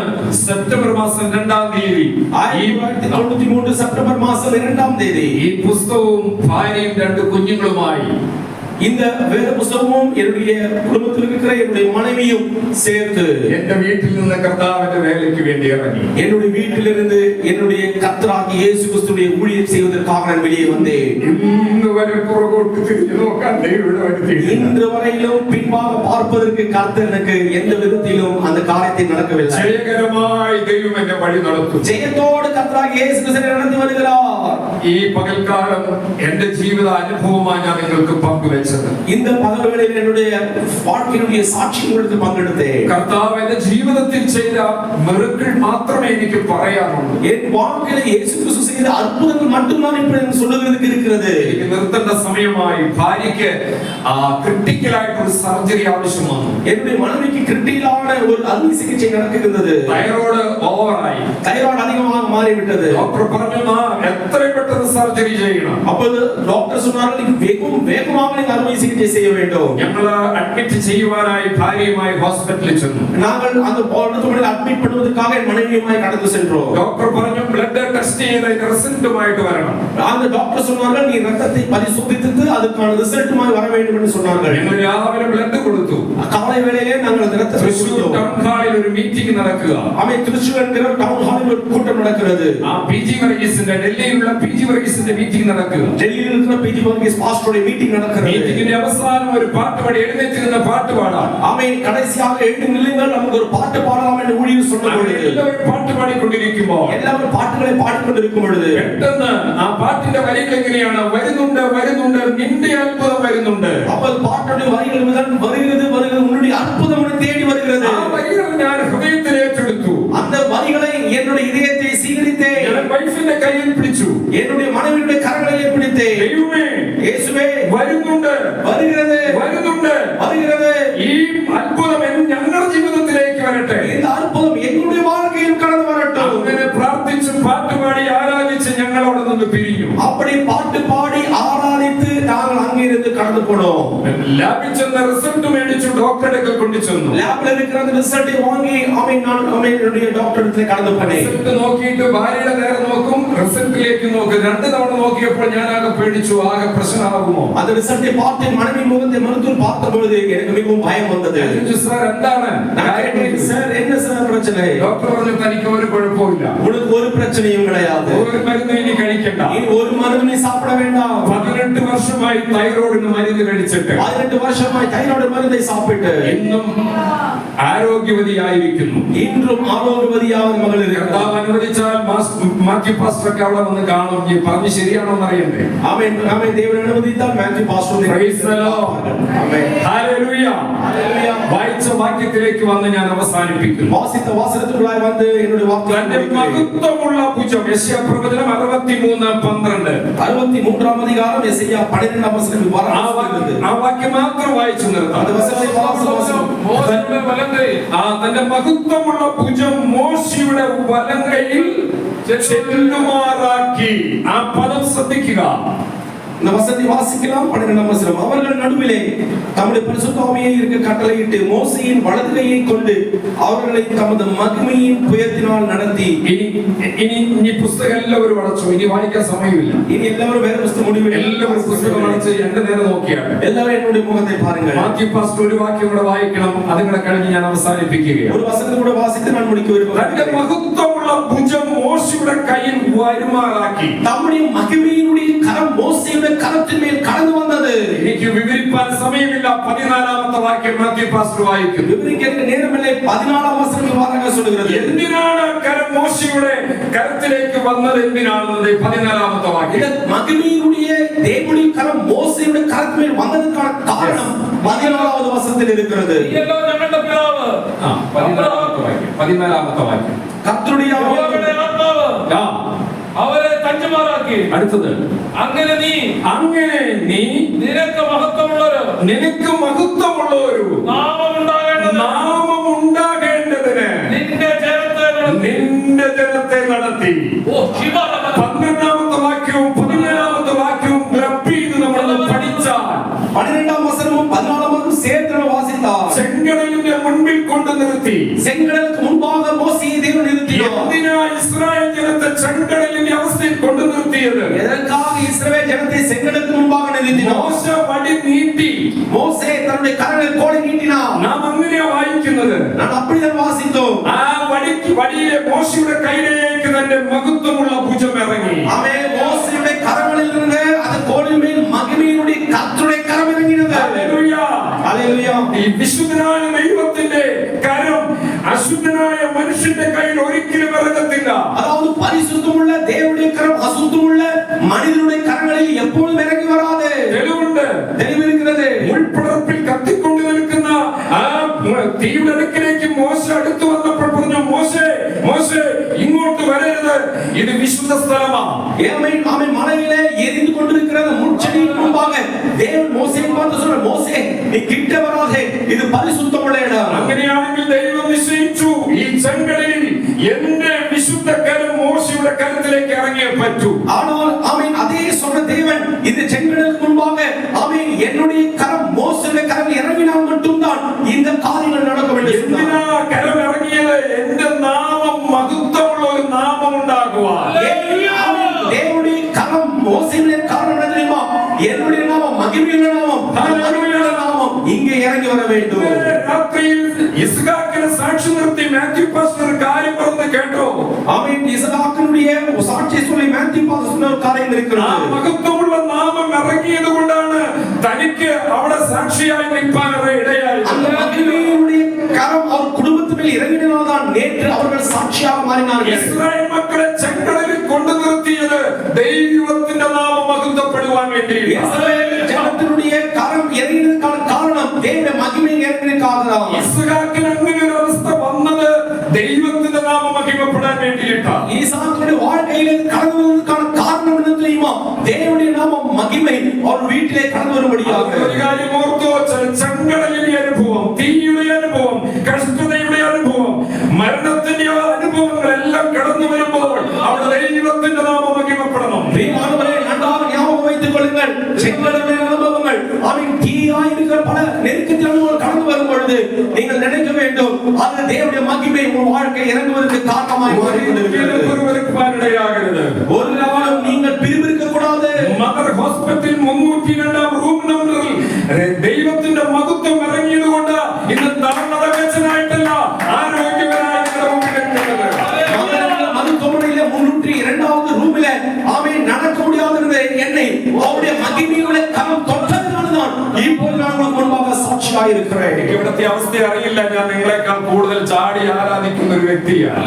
உங்களை பற்றி எனக்கு தெரியாது. உங்களை காட்டிலும் அதிகமாக ஆராதிக்கிற தேவனை അധികം വിളച്ചു കിട്ടിയവൻ அதிகமாக தேவனையே மறுபடியும் பெற்றுக் கொண்டவர்கள் அதிகமாக தேவனை ஆராதிப்பார்கள். ഡോക്ടറുടെ ഇരിപ്പുണ്ടല്ലോ, അദ്ദേഹം പറഞ്ഞു തങ്കം ചെരിഞ്ഞ് എഴുന്നേൽക്കത്തില്ല. 3வது ரூமிலே தங்கச்சன் நீ எழுந்திருக்க மாட்டாய். താങ്കൾ തളർന്നുപോയി എന്ന് പറഞ്ഞപ്പോൾ உன்னுடைய சரீரம் விழுந்து போனது என்று சொன்ன பொழுது എന്റെ അപ്പനും അമ്മയും என்னுடைய அப்பாவும் என்னுடைய அம்மாவும் എന്റെ ഭാര്യയും എന്റെ കൊച്ചുമക്കളും என்னுடைய மனைவியும் என்னுடைய அவன் சிறு பிள்ளைகளும் അവർ 5 പേരും എന്നെ ഫോക്കസ് ചെയ്യുമ്പോൾ அவன் அவங்க எல்லாரும் என்னை நோக்கி பார்க்கும் பொழுது തങ്കച്ചൻ തളർന്നു കിടക്കുകയാണ്. அவன் தங்கச்சன் என்கிற மகன் படுக்கையாக ഞാൻ இருக்கிறான். ദൈവത്തോട് ഒരു കാര്യം പറഞ്ഞു. என் தேவனிடத்தில் ஒரு காரியத்தை கேட்டேன். ദൈവമേ, ஆண்டவரே, ഈ മുട്ടി ഞാൻ ദൈവസന്നിധിയിൽ മടക്കിക്കോളാം. ஆண்டவரே, இந்த முழங்கால்களை உம்முடைய சமூகத்திலே பணிந்து ഈ வைத்திருக்கிறேன். കാലം ഞാൻ ഓടിക്കോളാം. இந்த காலை கொண்டு நான் ஓடுகிறேன். അത് ഈ നിമിഷം വരെ ദൈവം എനിക്ക് ഭാഗ്യം. இந்த நிமிஷம் வரையிலும் அந்த பலத்தை தேவன் எனக்கு காய் கொடுத்திருக்கிறார். നിങ്ങളെ കാണുവാനും നിങ്ങളോട് ഒരു കൂട്ടായ്മ ആചരിപ്പാനും ஆமென். உங்களை பார்ப்பதற்கும் உங்களோடு சேர்ந்து தேவனை ஆராதிப்பதற்கும் എനിക്ക് ഈ അവസരം തന്ന ദൈവത്തിന് ഞാൻ മഹത്വം അർപ്പിക്കുന്നു. ஆமென். எனக்கு தேவன் கொடுத்த இந்த பாக்கியத்துக்காக தேவனுக்கு நன்றி செலுத்துகிறேன். தேவனுடைய பரிசுத்த நாமம் ஆமென் ஆமென் மகிமை பெறட்டும். ഇവിടെ ശുശ്രൂഷിക്കുന്ന കർത്താവിന്റെ വിലപ്പെട്ട അരുൺ പാസ്റ്റർ, இங்கே ஊழியத்தில் இருக்கிற பாஸ்டருடைய குடும்பத்திற்கும் അവനെ ഞാൻ ഏറെ സ്നേഹിക്കുന്ന എൻ്റെ ഒരു സഹോദരനെ പോലെ സ്നേഹിക്കുന്ന പ്രിയ കർത്താവിന്റെ ദാസനാണ്. ஆமென். என்னை நேசிக்கிற நல்ல தேவனுடைய சகோதரனாக இருக்கிறார். അതുപോലെ തന്നെ ഇവിടെ ഈ സമയം വരെ ദൈവവചനത്തിന്റെ ആഴങ്ങളെ മർമ്മങ്ങളെ ശുശ്രൂഷിച്ചുകൊണ്ടിരിക്കുന്ന കർത്താവിന്റെ വിശുദ്ധ തങ്കച്ചൻ പാസ്റ്റർ, ஆமென். இதுக்கு முன்பாக ஊழியத்தை நிறைவேற்றின தங்கச்சன் பாஸ்டரோடும் അതുപോലെ തന്നെ ഇവിടെ കൂടിയിരിക്കുന്ന എല്ലാ ദൈവമക്കളോടും, இங்கே கடந்து வந்திருக்கிற எல்லா தேவனுடைய ஊழியர்களோடும், അതുപോലെ എൻ്റെ കൂടെ ഒരു കുടുംബം കടന്നു വന്നിട്ടുണ്ട്. என்னோட சேர்ந்து ஒரு குடும்பம் கடந்து வந்திருக்கிறது. അവര് UK-ലായിരിക്കുന്നു. அவர்கள் UK என்கிற பட்டணத்தில் இருக்கிறார்கள். ഒരു വെറും കുറച്ച് ദിവസത്തെ അവധിക്ക് അവരുടെ മാതാപിതാക്കളോടൊപ്പം ചെലവഴിക്കാൻ വേണ്ടിയാണ് അവരിങ്ങോട്ട് കടന്നു വന്നത്. அவர்கள் கிடைத்த விடுமுறை நாட்களில் தன் அம்மாவோடும் குடும்பத்தோடும் ஒன்றாக இருப்பதற்கு அவர்கள் கடந்து வந்தார்கள். 14 വർഷത്തിന് ശേഷമാണ് അവർ വരുന്നത്. 14 வருஷம் அவன் முடிந்த பிறகு தேசத்தில் கடந்து வருகிறார்கள். എന്നാൽ ആ 14 വർഷം കഴിഞ്ഞ് വന്ന ആ ദൈവമക്കൾ ഇന്ന് ഞങ്ങളുടെ കൂട്ടത്തിൽ ഈ 3 ദിവസമായിട്ട് നിങ്ങളുടെ കൂട്ടത്തിലുണ്ട്. 14 வருஷமாய் கடந்து வந்து அவன் தன்னுடைய தகப்பனையும் தாயும் பார்த்து வந்திருக்கிறவர்களுடைய அவன் அனுபவத்தை கொண்டு அவர்கள் இங்கேயும் கடந்து வந்திருக்கிறார்கள். ഹല്ലേലൂയ. அல்லேலூயா. അവരുടെ കൂട്ടത്തിൽ ഇരിക്കാതെ ഇവിടെ വന്ന് നമ്മുടെ കൂട്ടത്തിൽ ഇരിക്കുകയാണ്. அவன் அவர்களுடைய வீட்டிலே உட்காராமல் நம்மளோடு சேர்ந்து அவர்கள் வந்திருக்கிறார்கள். അവിടെ ആരാധിക്കാതെ ഇവിടുത്തെ ആരാധന നമ്മളോടൊപ്പം പങ്കുചേർന്നിരിക്കുകയാണ്. அவன் அங்கே அவர்கள் ஆராதிக்காமல் இங்கே வந்து தேவனை ஆராதிக்கிறார்கள். ഇന്ന് അവർക്ക് സാക്ഷ്യത്തിന് ഇവിടെ മുഴുവനായിട്ട് സാക്ഷ്യത്തിന് സമയമില്ല. இங்கே முழுமையாக சாட்சிக்கான நேரமில்லை. പക്ഷെ അവരുടെ സാക്ഷ്യം എനിക്ക് പറഞ്ഞേ പറ്റത്തുള്ളൂ. ஆனால் அவருடைய சாட்சி எனக்கு சொல்லிதான் தீர வேண்டும். എനിക്ക് ജെയ്സൺ പാസ്റ്ററോട് ഒരു സ്നേഹബന്ധമുണ്ട്. எனக்கு ஜேசன் ஊழியருடைய ஒரு அன்பின் காரியம் இருக்கிறது. അത് ക്രിസ്തുവിനുള്ള സ്നേഹബന്ധം. அது இயேசு கிறிஸ்துவின் அன்பாய் இருக்கிறது. അത് പെരുകി വരും. அது பெருகி வரும். 25 വർഷം മുമ്പ് ജെയ്സൺ പാസ്റ്ററെ കണ്ടപ്പോൾ എനിക്ക് ഇത്രമാത്രം ഒരു ബന്ധമുണ്ടാവുമെന്ന് ഞാൻ ഒരിക്കൽ പോലും ചിന്തിച്ചതല്ല. 25 வருஷத்துக்கு முன்பாக ஜேசன் பாஸ்டர் பார்க்கும்போது இவ்வளவு பெரிய உறவுகள் கடந்து நினைக்கவில்லை. 6 മാസം കല്യാണം കഴിച്ചിട്ട് തികയ്ക്കാൻ പറ്റാത്ത എത്രയോ ഭാര്യ ഭർത്താക്കന്മാരുള്ള ലോകത്തിലാണ് നമ്മൾ ജീവിക്കുന്നതെന്നറിയോ? கல்யாணம் முடிந்த பிறகு 6 மாசங்கள் ஒன்றாக வாழ முடியாத அவன் சூழ்நிலையில் இருக்கிற பலருடைய வாழ்க்கைக்கு முன்பாக நாம் இருக்கிறோம். അങ്ങനെയാണെങ്കിൽ ഒരുമിച്ച് പഠിച്ചെന്ന് പറഞ്ഞുകൊണ്ട് ഒരു സ്നേഹബന്ധം പുതുക്കിക്കൊണ്ട് പോകണമെന്നൊന്നുമില്ല. ஒருமித்து நாங்கள் படித்தோம் என்கிற காரணத்தினாலே ஒன்றாக அன்பில் கடந்து போக வேண்டும் என்கிற நிர்பந்தம் இல்லை. ക്രിസ്തുവിന്റെ സ്നേഹം നമ്മളിലേക്ക് വരുമ്പോഴാണ്, இயேசு கிறிஸ்துவின் அன்பு நம்மளுக்கு கடந்து வரும் பொழுது, യേശുവിന്റെ രക്തത്തിന്റെ വില എന്താണെന്ന് നമ്മൾ മനസ്സിലാക്കുമ്പോഴാണ് இயேசு கிறிஸ்துவின் ரத்தத்தினுடைய விலை என்ன என்பதை நாம் புரிந்து கொள்ளும் பொழுது നമ്മുടെ സ്നേഹം പെരുകി വരുന്നത്. நம்முடைய அன்பு பெருகி வருகிறது. അതിനുശേഷം കർത്താവിന്റെ അഭിഷിക്തനുമായിട്ട് ആ ഒരു ദൈവ സ്നേഹത്തിലൂടെ ആയിരിക്കാൻ ദൈവം സഹായിച്ചു. அதற்கு பிறகு தேவன் ஊழியரோடு சேர்ந்து அன்பில் இருப்பதற்கு தேவன் கிருபை கொடுத்தார். അതിനകത്തിന് യാതൊരു സ്തോത്രം കുറവുമില്ലാതെ അദ്ദേഹത്തെക്കാൾ ഉപരിയായി ചിലപ്പോൾ ഇദ്ദേഹത്തെ സ്നേഹിക്കുന്നുണ്ടെന്ന് ഞാൻ കരുതിയിട്ടുണ്ട്. സ്തോത്രം. അത് ഇപ്പോൾ സ്തോത്രം അത് കർത്താവിന്റെ അഭിഷേകം ഇവിടെ സഭയിലായിരിക്കുന്ന എല്ലാ ദൈവമക്കളോടും ആ സ്നേഹം അതുപോലെ തന്നെയാണ്. ഒരിച്ചു പോലും കുറയുവാൻ ദൈവം സഹായിച്ചു ഇടവരുത്തിയിട്ടില്ല. അത് പെരുകി വന്നുകൊണ്ടിരിക്കുകയാണ്. அந்த தேவனுடைய அன்பு ஊழியரோடும் சபையோடும் அதிகமாக பெருகிக் கொண்டிருக்கிறது. அதை நினைத்து நான் தேவனுக்கு நன்றி சொல்கிறேன். പ്രവചനം നിന്നുപോകും, தீர்க்கதரிசனம் நின்று போகும், അന്യഭാഷ നിന്നുപോകും, அந்நிய பாஷைகள் நின்று போகும். പക്ഷേ എന്നും നിലനിൽക്കുന്ന ദൈവസ്നേഹം മാത്രമാണ്. என்றும் என்றென்றைக்கும் நிறைந்திருக்கிறது தேவனுடைய அன்பு மட்டும்தான். ആ ദൈവസ്നേഹവും ദൈവവചനവും എത്രത്തോളം കാലം നിലനിൽക്കുമോ ആ സഭ ഒരിക്കലും തളർന്നു പോകത്തില്ല. അത് പെരുകി വരുവാൻ തക്കവണ്ണം தேவனுடைய அன்பு குறையாமல் எப்போதும் நிலைநிறுத்தும் பொழுது அது குறைந்து போகாது. அது தினமும் தினமும் தேவனுடைய அன்பு பெருகிக் கொண்டுதான் வரும். നമ്മൾ തിരഞ്ഞെടുത്തിരിക്കുന്നത് കലക്കത്തിനായിട്ടല്ല. നമ്മെ ദൈവം தெரிந்து கொண்டிருக்கிறது கலக்கத்துக்காக அல்ல.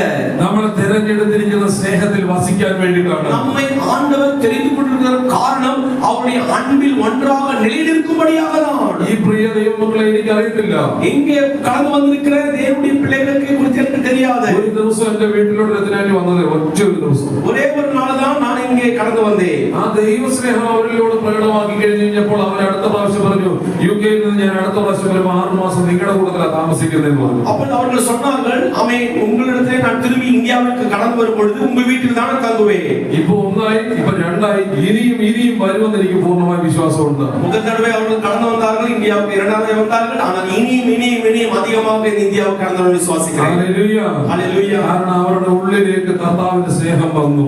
ஏனென்றால் அவர்களுக்குள்ளாக தேவனுடைய அன்பு கடந்து வந்தது. കല്ലിനെയും മണ്ണിനെയും ആരാധിച്ചുകൊണ്ടിരുന്ന സ്ഥാനത്ത് നിന്നും கல்லையும் மண்ணையும் ஆராதித்துக் கொண்டிருக்கிற இடத்துல ആ ഒരു, നിങ്ങൾക്കറിയാം, ഞാൻ ഇച്ചിരി തുറന്നു പറയുകയാണ്, ഒരു ഓൺലൈനിൽ പോകണം இல்ல ഇല്ല, ഒരു ഹൈന്ദവ ബാക്ക്ഗ്രൗണ്ടിൽ ബ്രാഹ്മണ സമൂഹം എന്ന് പറഞ്ഞു കഴിഞ്ഞാൽ അവരാണ് ഏറ്റവും കൂടുതൽ ആ പ്രതിഷ്ഠകളെ പൂജിക്കുകയും ആരാധിക്കുകയും ആ ഹൈന്ദവ മണ്ഡലങ്ങളിൽ എല്ലാ കാര്യങ്ങളിലും ഉന്നതിയിൽ നിൽക്കുന്നത്. அதாவது ஐந்தவத்தில், அதாவது இந்து கோத்திரத்தில் இருக்கிறவர்கள் பூஜையிலும் காரியத்தில் தான் அவர்கள் அதிகமாக இருப்பார்கள். ബ്രാഹ്മണ സമൂഹം அதாவது பிராமின் சைடுகள் மிகவும் அதிகமாக செய்வார்கள். ആ ഒരു അനുഭവത്തിൽ നിന്നും യേശുവിനെ അറിയാൻ അവർക്ക് ഭാഗ്യം ലഭിച്ചു. அந்த அனுபவத்திலிருந்து இயேசுவை அறிவதற்கு தேவன் பாக்கியம் கொடுத்தார். അനേകരെ അതിന്റെ മുമ്പിൽ തൊഴുതിപ്പിക്കുന്ന, അതിന്റെ മുമ്പിലേക്ക് കൊണ്ടുപോകുന്ന, ഇതാണ് സത്യമെന്നും ഇതിന്റെ മുമ്പിലാണ് പ്രസാദം എന്ന് പറയും, പ്രസാദം കൊടുത്തുകൊണ്ടിരിക്കുന്ന ഇതൊന്നും അല്ല പ്രസാദം, യഥാർത്ഥമായിട്ടുള്ള ഒരു ദൈവം ജീവിക്കുന്നുണ്ട്, അത് യേശു ക്രിസ്തുവാ ജീവിക്കുന്നതെന്ന് അവർ തിരിച്ചറിയുകയും ഇന്ന് അവര് അത് അനേകർക്ക് പറഞ്ഞു കൊടുക്കുകയും ചെയ്തുകൊണ്ടിരിക്കുകയാണ്. ஆமென். விக்கிரகத்துக்கு முன்பாக நின்று கொண்டிருந்த அவர்கள், பலரையவர்கள் நடத்தி கொண்டிருந்த அவர்களை கர்த்தர் பிரித்தெடுத்து கர்த்தருக்கு பிரியமுள்ளவர்களாக இப்பொழுது மாற்றி அவர் கர்த்தருடைய பிள்ளைகளாக தேவன் நிலைநிறுத்தி இருக்கிறார். അന്നൊരു കാലഘട്ടം ഉണ്ടായിരുന്നു, அன்று அது மாதிரி ஒரு காலநிலைகள் இருந்தது. പണ്ടൊരു കാലഘട്ടം ഉണ്ടായിരുന്നു, அதற்கு முன்பாக ஒரு காலநிலைகள் இருந்தது. കേരളത്തിലൊക്കെ கேரளாவில் இருந்தது. ഒരു ബ്രാഹ്മണനികൾ നടന്നു വരുമ്പോൾ ஒரு பிராமணர்கள் கடந்து வரும் பொழுது അദ്ദേഹത്തിന് മുമ്പിൽ കൂടെ പോകാൻ പറ്റത്തില്ല. அவருக்கு முன்பாக யாரும் போக முடியாது. താഴ്ന്ന ജാതിയിലുള്ളവർക്ക് അദ്ദേഹത്തിന് മുന്നിൽ കൂടെ പോകാൻ പറ്റത്തില്ല. தாழ்ந்திருக்கிற ஜாதிகள் யாரும் அவருக்கு முன்பாக கடந்து போக முடியாது. എന്തിനു വേറെ സ്ത്രീയും അത് നടക്കും. அவர்கள் என்ன சொல்கிறார்களோ அது நடக்கும். അവര് ചെല്ലുന്നിടത്ത് അവരുടെ കൂടെ ഇരുന്ന് ഭക്ഷണം കഴിക്കാൻ പറ്റത്തില്ല. அவர்கள் இருக்கிற இடத்துல சென்று உணவு சாப்பிட முடியாது. അവർക്ക് പാത്രം വേറെ, അവരുടെ ഭക്ഷണം വേറെ, അവരുടെ രീതി വേറെ, എല്ലാം പ്രൗഢഗംഭീരമായിരുന്നു. அவருடைய வஸ்திரதாரணை வேറെ, அவர்கள் சாப்பிடுகிற தட்டு வேറെ, பல காரியங்கள் வேறுபட்டு இருந்தது. ഹല്ലേലൂയ, ஹல்லேலூயா. എല്ലാവരും ഇങ്ങനെ മാറ്റി മാറ്റി നിർത്തും, തരം തിരിച്ചും. எல்லாரும் அவர்களுடைய தரத்தை மாற்றி மாற்றி ஜாதி சொல்லி மாற்றி மாற்றி நிறுத்தி வைத்த அனுபவம் இருந்தது அந்த காலங்களில். ഇവിടെ ശ്രദ്ധിക്കണമേ, நீங்கள் எல்லாரும் அங்க கேட்க வேண்டும். എന്റെ വീട്ടിൽ ഒരു സംഭവം ഉണ്ടായി. ஒரு நாள் என் வீட்டில் ஒரு சம்பவம் நடந்தது. ഞാൻ കരഞ്ഞു പോയി. நான் அழுது போனேன். ഞാൻ കരഞ്ഞു പോയി. நான் அழுதேன். ഞാൻ കരഞ്ഞത് വേദന കൊണ്ടല്ല കരഞ്ഞത്. நான் அழுதது வேதனை கொண்டு அல்ல பிரியமானவர்களே. എന്റെ കാലിൽ ഒരു മുറിവുണ്ട്. என்னுடைய காலிலே ஒரு காயம் இருக்கிறது. എന്റെ അമ്മ മരിച്ചുപോയി. என்னுடைய தாய் மரித்து போனார்கள். 3-4 ദിവസം എനിക്ക് ഉറക്കമില്ല. 3 நாட்களாக எனக்கு தூக்கம் கிடையாது. ഞാനിങ്ങനെ നിപ്പ് തന്നെയാണ്, நான் நின்று கொண்டே இருந்தேன். അലച്ചില് തന്നെയാണ്, மிகவும் അലച്ചില് அலைச்சல் கொண்டு நான் ஓடிக்கொண்டிருந்தேன். എന്റെ 2 കാലും നീരായി. என்னுடைய 2 காலும் வீங்கி போய்விட்டது. ഞാൻ എന്റെ അമ്മയെ കൊണ്ട് അടക്കെല്ലാം കഴിഞ്ഞ് കുളിയെല്ലാം കഴിഞ്ഞ് ഞാൻ ഇങ്ങനെ വളരെ വേദനയോടുകൂടി എന്റെ കാല് പൊക്കി വെച്ച് ഇങ്ങനെ ഇരിക്കുമ്പോ என்னுடைய அம்மாவை அடக்கம் செய்துவிட்டு மிகவும் பாரத்தோடு உட்கார்ந்து கொண்டிருந்த பொழுது എന്റെ പ്രിയ സഹോദരൻ സുനിൽ, என்னுடைய பிரிய மகன் சுனில் എന്റെ അടുക്കിലേക്ക് വന്നിട്ട് என்னுடைய அந்த சகோதரன் அருகாமையில் கடந்து வந்து ഒരു ചെണ്ണ എടുത്ത് കയ്യിൽ വെച്ച് പ്രാർത്ഥിച്ചിട്ട് ஒரு கரண்டில் எண்ணெயை எடுத்து சிப்பித்து விட்டு എന്റെ കാല് മുഴുവൻ തിരുമി തിരുമി തിരുമി തിരുമി என்னுடைய கால் முழுவதும் அவர் திரும்ப ஆரம்பித்து விட்டார். അങ്ങനെ തിരുമി തിരുമി തിരുമി അദ്ദേഹം കണ്ണുനീരോടെ പ്രാർത്ഥിക്കുവാൻ കൊണ്ടായിരുന്നു. என் காலை திரும்பி திரும்பி திரும்பி கண்ணீரோடு எனக்காக ஜெபித்தார். ആ മോന്റെ മുന്നിൽ നിൽക്കാനുള്ള യോഗ്യതയുള്ളവനല്ല ഞാൻ. ஏனென்றால் அந்த மகனுக்கு முன்பாக நிற்பதற்கு யோகியமுள்ளவன் அல்ல நான். അവൻ നിൽക്കുന്ന കുടുംബ പാരമ്പര്യം വെച്ച് അവന്റെ മുമ്പിൽ നിൽക്കാൻ യോഗ്യതയില്ല എനിക്ക്. அவருடைய குடும்பத்துடைய பாரம்பரியம் ஜாதியை வைத்து அவருக்கு முன்பாக நிற்பதற்கு எந்த ஒரு யோகியமும் எனக்கு இல்லை. സാമ്രാജ്യത്തിന്റെ നടുക്ക് അവന് നല്ല വീടുണ്ട്, നല്ല ജോലിയുണ്ട്, എല്ലാ കാര്യങ്ങളും അവനുണ്ട്. ராஜ்யத்திலே நல்ல வேலை இருக்கிறது, நல்ல அவன் பாரம்பரியம் இருக்கிறது. പക്ഷേ ഇവിടെ വന്നിട്ട് ஆனால் இங்கே வந்து ഈ ചെടിയിലുമൊക്കെ പോയി യേശുവിനെ പ്രസംഗിച്ച് അനേക ദേശങ്ങളിൽ പോയി കാല് ചവിട്ടുന്ന എന്റെ കാലിൽ പിടിച്ച് അതിനുവേണ്ടി പ്രാർത്ഥിക്കാൻ അദ്ദേഹത്തിന് ഒരു മനസ്സ് കൊടുത്തെങ്കിൽ ഇതിന് 2000 വർഷങ്ങൾക്ക് മുമ്പ് പെസഹായുടെ ദിവസം ഹല്ലേലൂയ തന്റെ ശിഷ്യന്മാരെ വിളിച്ചിരുത്തിയിട്ട് അവരുടെ കാലുകൾ കഴുകിയിട്ട് യേശു ക്രിസ്തു അവരെ ശുശ്രൂഷ ചെയ്ത ഒരു ദൈവസ്നേഹമുണ്ടല്ലോ, ആ ദൈവസ്നേഹമുള്ള ഉള്ളിലുള്ളതുകൊണ്ടാണ് അവർ എനിക്ക് വേണ്ടി അത് ചെയ്തത്. ஆமென். பிரியமானவர்களே, ஆமென். பல சேற்றிலும் பல விதமான காரியங்கள் ஓடிக்கொண்டே கால்களை தொடுவதற்கு ஆமென் எனக்கு எந்த ஒரு யோகியமும் இல்லை. ஆனால் அது செய்து கர்த்தருடைய அன்பை வெளிப்படுத்தினார் என்றால் இதே போலதான் 2024 வருஷத்துக்கு முன்பாக இயேசு கிறிஸ்து தன்னுடைய சீஷருடைய காலை கழுவி ஆமென் அவர்கள் தம்முடைய அதிகாரத்திலே அவர்கள் நடத்தி சென்றார் என்றால் அந்த அன்பு இப்போது நமக்குள்ளாக வளர்ந்து கொண்டிருக்கிறது. அல்லேலூயா, அல்லேலூயா, அல்லேலூயா. ദൈവസ്നേഹം இதுதான் தேவனுடைய அன்பு என்று சொல்வது. നമുക്ക് എത്ര ഉയർച്ച ഉണ്ടായാലും, தேவனுடைய பிள்ளைகள் எவ்வளவு உயர்வு கடந்து வந்தாலும், എത്ര സാമ്പത്തികമായ പെരുക്കം ഉണ്ടായാലും, எவ்வளவு பொருளாதாரமான ஆசீர்வாதங்கள் கடந்து നീ வந்தாலும், വിടുവിക്കപ്പെട്ടവനാണെങ്കിൽ, நீ ரட்சிக்கப்பட்டு விடுவிக்கப்பட்டிருந்தாய் നീ என்றால், അനുഗ്രഹിക്കപ്പെട്ടവനാണെങ്കിൽ, நீ ஆசீர்வதிக்கப்பட்டவன் என்றால், നീ എത്ര വലിയ പ്രമാണിയാണെങ്കിലും, நீ எவ்வளவு பெரிய உயர்ந்தவனாய் இருந்தாலும், അഭിഷിക്തന്മാരെ മാനിക്കോ. அவன் தேவனுடைய ஊழியர்களை நீ மரியாதை கொடுப்பாய். മാത്രമല്ല കർത്താവ് ചെയ്തതുപോലെ എളിയവരെ നീ ആദരിക്കൂ. ஆண்டவராகிய இயேசு கிறிஸ்து செய்தது போல எளியவனாய் இருக்கிறவர்களை நீ உயர்த்துவாய். ഹല്ലേലൂയ. ஆமென். അതാണ് നമുക്ക് വേണ്ടത്, அதுதான் நமக்கு வேண்டும். അതാണ് നമുക്ക് വേണ്ടത്. அதுதான் நமக்கு வேண்டும். ഇന്നലെ ഞാനത് കണ്ടു. நேற்று அதை நான் பார்த்தேன். ആരുടെ മൈനം എന്ന് പറഞ്ഞ ദേശത്തേക്ക് மயிலம் என்கிற கிராமத்திലേക്ക് ഇന്ന് ഈ സഭാ ഹാളിൽ ആരാധനയ്ക്ക് ഇരിക്കുന്നതിനേക്കാളും കൂടുതൽ ആൾക്കാർ இங்கே உட்கார்ந்திருக்கிற ஜனத்தை காட்டிலும் அதிகமான ஆளுகள் ലൈനായിട്ട് ഒരു റാലി പോലെ പോയി. ஆமென் அதிகமான ராஜியாக நடந்தார்கள். ഇതിനു വേണ്ടി സുവിശേഷത്തിന് വേണ്ടി പോയി. ஏனென்றால் சுவிசேஷத்துக்காய் கடந்து போனார்கள். പാസ്റ്റർ മുന്നേ പോയി. ஆமென் தேவனுடைய ஊழியம் முன்பாக சென்றார். ദൈവരാജ്യത്തിന് വേണ്ടി പോയി. தேவனுடைய ராஜ்யத்துக்காக கடந்து போனார்கள். അവിടുത്തെ പാസ്റ്റർ വഴി തെറ്റിപ്പോയി. அங்கே போகும்போது பாசத்து வழிமாறி போய்விட்டார்கள். പാസ്റ്ററെ കറക്കിക്കൊണ്ട് വരിക വണ്ടി. முன்பாக அவர் திரும்பி கடந்து வருகிறார். ഒന്ന് പറയുമ്പോൾ എല്ലാ വണ്ടിയും കറക്കിക്കൊണ്ട് വരിക. அவன் பின்பாக சென்ற எல்லா வண்டியும் திரும்பி வந்தது. എന്റെ വണ്ടിയും ഞാൻ കറക്കിക്കൊണ്ട് പോരുകയാണ്. நான் என் வண்டியும் திருப்பி கொண்டு வந்தேன். തിരിച്ചു നേരെ പോകുമ്പോൾ പാസ്റ്റർ വീണ്ടും കറക്കുക ഇങ്ങോട്ട്. அவன் மீண்டுமாக போகும்போது திரும்பவும் திரும்பி வருகிறார். എന്നിട്ട് വീണ്ടും പാസ്റ്റർ പുറകെ കറങ്ങി പോവുക. பின்பு நாங்கள் திரும்பி கடந்து சென்றோம். എന്നാ പിശാചിന് കറക്കാന്ന് വെച്ചാല് அவன் சாத்தானான எவ்வளவு அவன் உன்னை திருப்பினாலும் ഹല്ലേലൂയ. അഭിഷിക്തന്മാരെ കുറിച്ചും ദൈവസഭയെ കുറിച്ചും ദൈവത്തിനൊരു പദ്ധതി ഉണ്ടെന്നുണ്ടെങ്കിൽ பிரியமான தேவனுடைய ஊழியர்களுக்கும் தேவனுடைய சபையை குறித்தும் தேவனுடைய திட்டம் இருந்தால் എത്ര സമയം പിശാച് കളഞ്ഞാലും அவன் அதை குறித்த நேரம் எவ்வளவு பிசாசானவன் தந்துவிட்டாலும் ഹല്ലേലൂയ. അവിടെ ദൈവത്തിന്റെ നാമം മഹത്വം എടുക്കും. தேவனுடைய நாமம் மகிமையாய் கடந்து வரும். അതിന് ഒരേ ഒരു കാരണമേ ഉള്ളൂ. அதுக்கு ஒரே ஒரு காரணம் தான் இருக்கிறது. നിങ്ങളുടെ സ്നേഹം, அது தேவனுடைய அன்பு, നിങ്ങളുടെ ഐക്യത.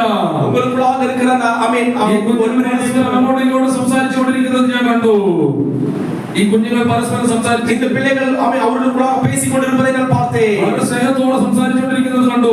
அன்போடு பேசிக் கொண்டிருப்பதை நான் பார்த்தேன். എന്നും നിലനിൽക്കണം. என்றும் நிலைநிற்க ഇത് வேண்டும். നിങ്ങളെ ഉയർത്തും. இந்த ஆமென் ஐக்கியமாய் இருக்கிற உங்களை தேவன் உயர்த்துவார். ഹല്ലേലൂയ. ഹല്ലേലൂയ. ആരെങ്കിലും എന്നോട് ഐക്യമത്യപ്പെട്ട് എന്ത് യാചിച്ചാൽ ദൈവം തരും. അല്ലെങ്കിൽ നീ ഇവിടെ ഇരുന്നിട്ട് ഒരു പ്രയോജനമില്ല. ஏனென்றால் வசனம் சொல்கிறது நீங்கள் ஒருமித்து ஆமென் ஒன்றாக இருந்து நீங்கள் சேர்ந்து ஜெபித்தால் நீங்கள் கேட்டுக்கொள்வது எதுவோ அதை நீங்கள் பெற்றுக்கொள்வீர்கள். ഹല്ലേലൂയ. ഹല്ലേലൂയ. ഞങ്ങളെ കർത്താവിനെ സ്തുതിച്ചാട്ടെ. தேவனை துதிக்கலாமா? അനുഗ്രഹിക്കപ്പെട്ട ആരാധന ദൈവം നമുക്ക് തന്നിരിക്കുക. ஆசீர்வதிக்கப்பட்டவர்களை தேவன் நமக்காய் கொடுத்திருக்கிறார். ഹല്ലേലൂയ. ഒരു വാക്യം വായിക്കുവാൻ കർത്താവ് ശരണപ്പെടുകയാണ്. நாம் எல்லாரும் தேவனுடைய வசனத்துக்குள்ள கடந்து போகலாம். യോഹന്നാന്റെ സുവിശേഷം 17-ാം അധ്യായം 24-25. யோவான் எழுதின சுவிசேஷ புத்தகம் 17ஆம் அதிகாரம் 24ஆம் வசனம் 25ஆம் வசனம். ഹല്ലേലൂയ. ഈ ലോക സ്ഥാപനത്തിനു മുൻപേ എന്നെ സ്നേഹിച്ചിരിക്കുന്നുണ്ട്. കേട്ടോ, നീ ലോക സ്ഥാപനത്തിന് മുമ്പേ എന്നെ സ്നേഹിച്ചിരിക്കുകൊണ്ട് എനിക്ക് നൽകിയ മഹത്വം എനിക്ക് നൽകിയ മഹത്വം നീ എനിക്ക് തന്നിട്ടുള്ളവർക്കാകേണ്ടതിന് നീ എനിക്ക് തന്നിട്ടുള്ളവർക്കാകേണ്ടതിന് ഞാൻ ഇരിക്കുന്നിടത്ത് ഞാൻ ഇരിക്കുന്നിടത്ത് അവരും എന്നോട് കൂടി ഇരിക്കണമെന്ന് അവരും എന്നോട് കൂടെ ഇരിക്കണമെന്ന് ഞാൻ ഇച്ഛിക്കുന്നു. ഞാൻ ഇച്ഛിക്കുന്നു. നീതിയുള്ള പിതാവേ, ആമേൻ. നീതിയുള്ള പിതാവേ, നീതിയുള്ള പിതാവേ, ലോകം നിന്നെ അറിഞ്ഞിട്ടില്ല, ലോകം അറിഞ്ഞിട്ടില്ല, ഞാനോ നിന്നെ അറിഞ്ഞിരിക്കുന്നു. ലോകം നിന്നെ അറിഞ്ഞിട്ടില്ല, പക്ഷെ ഞാൻ നിന്നെ അറിഞ്ഞിരിക്കുന്നു. നീ എന്നെ അയച്ചിരിക്കുന്നു എന്ന് നീ എന്നെ അയച്ചിരിക്കുന്നു എന്നോ ഇവരും അറിഞ്ഞിരിക്കുന്നു. ഇവരും അറിഞ്ഞിരിക്കുന്നു. ഹല്ലേലൂയ. தமிழ் வாசிக்கலாமா? 24ஆம் வசனம் 25ஆம் வசனம். யோவான் 17ஆம் அதிகாரம். பிதாவே, உலக தோற்றத்திற்கு முன் நீர் என்னில் அன்பாயிருந்தபடியினால் நீர் எனக்கு தந்தவர்கள் காணும்படியாக நான் எங்கே இருக்கிறேனோ அங்கே அவர்களும் என்னுடனே கூட இருக்க விரும்புகிறேன். நீர்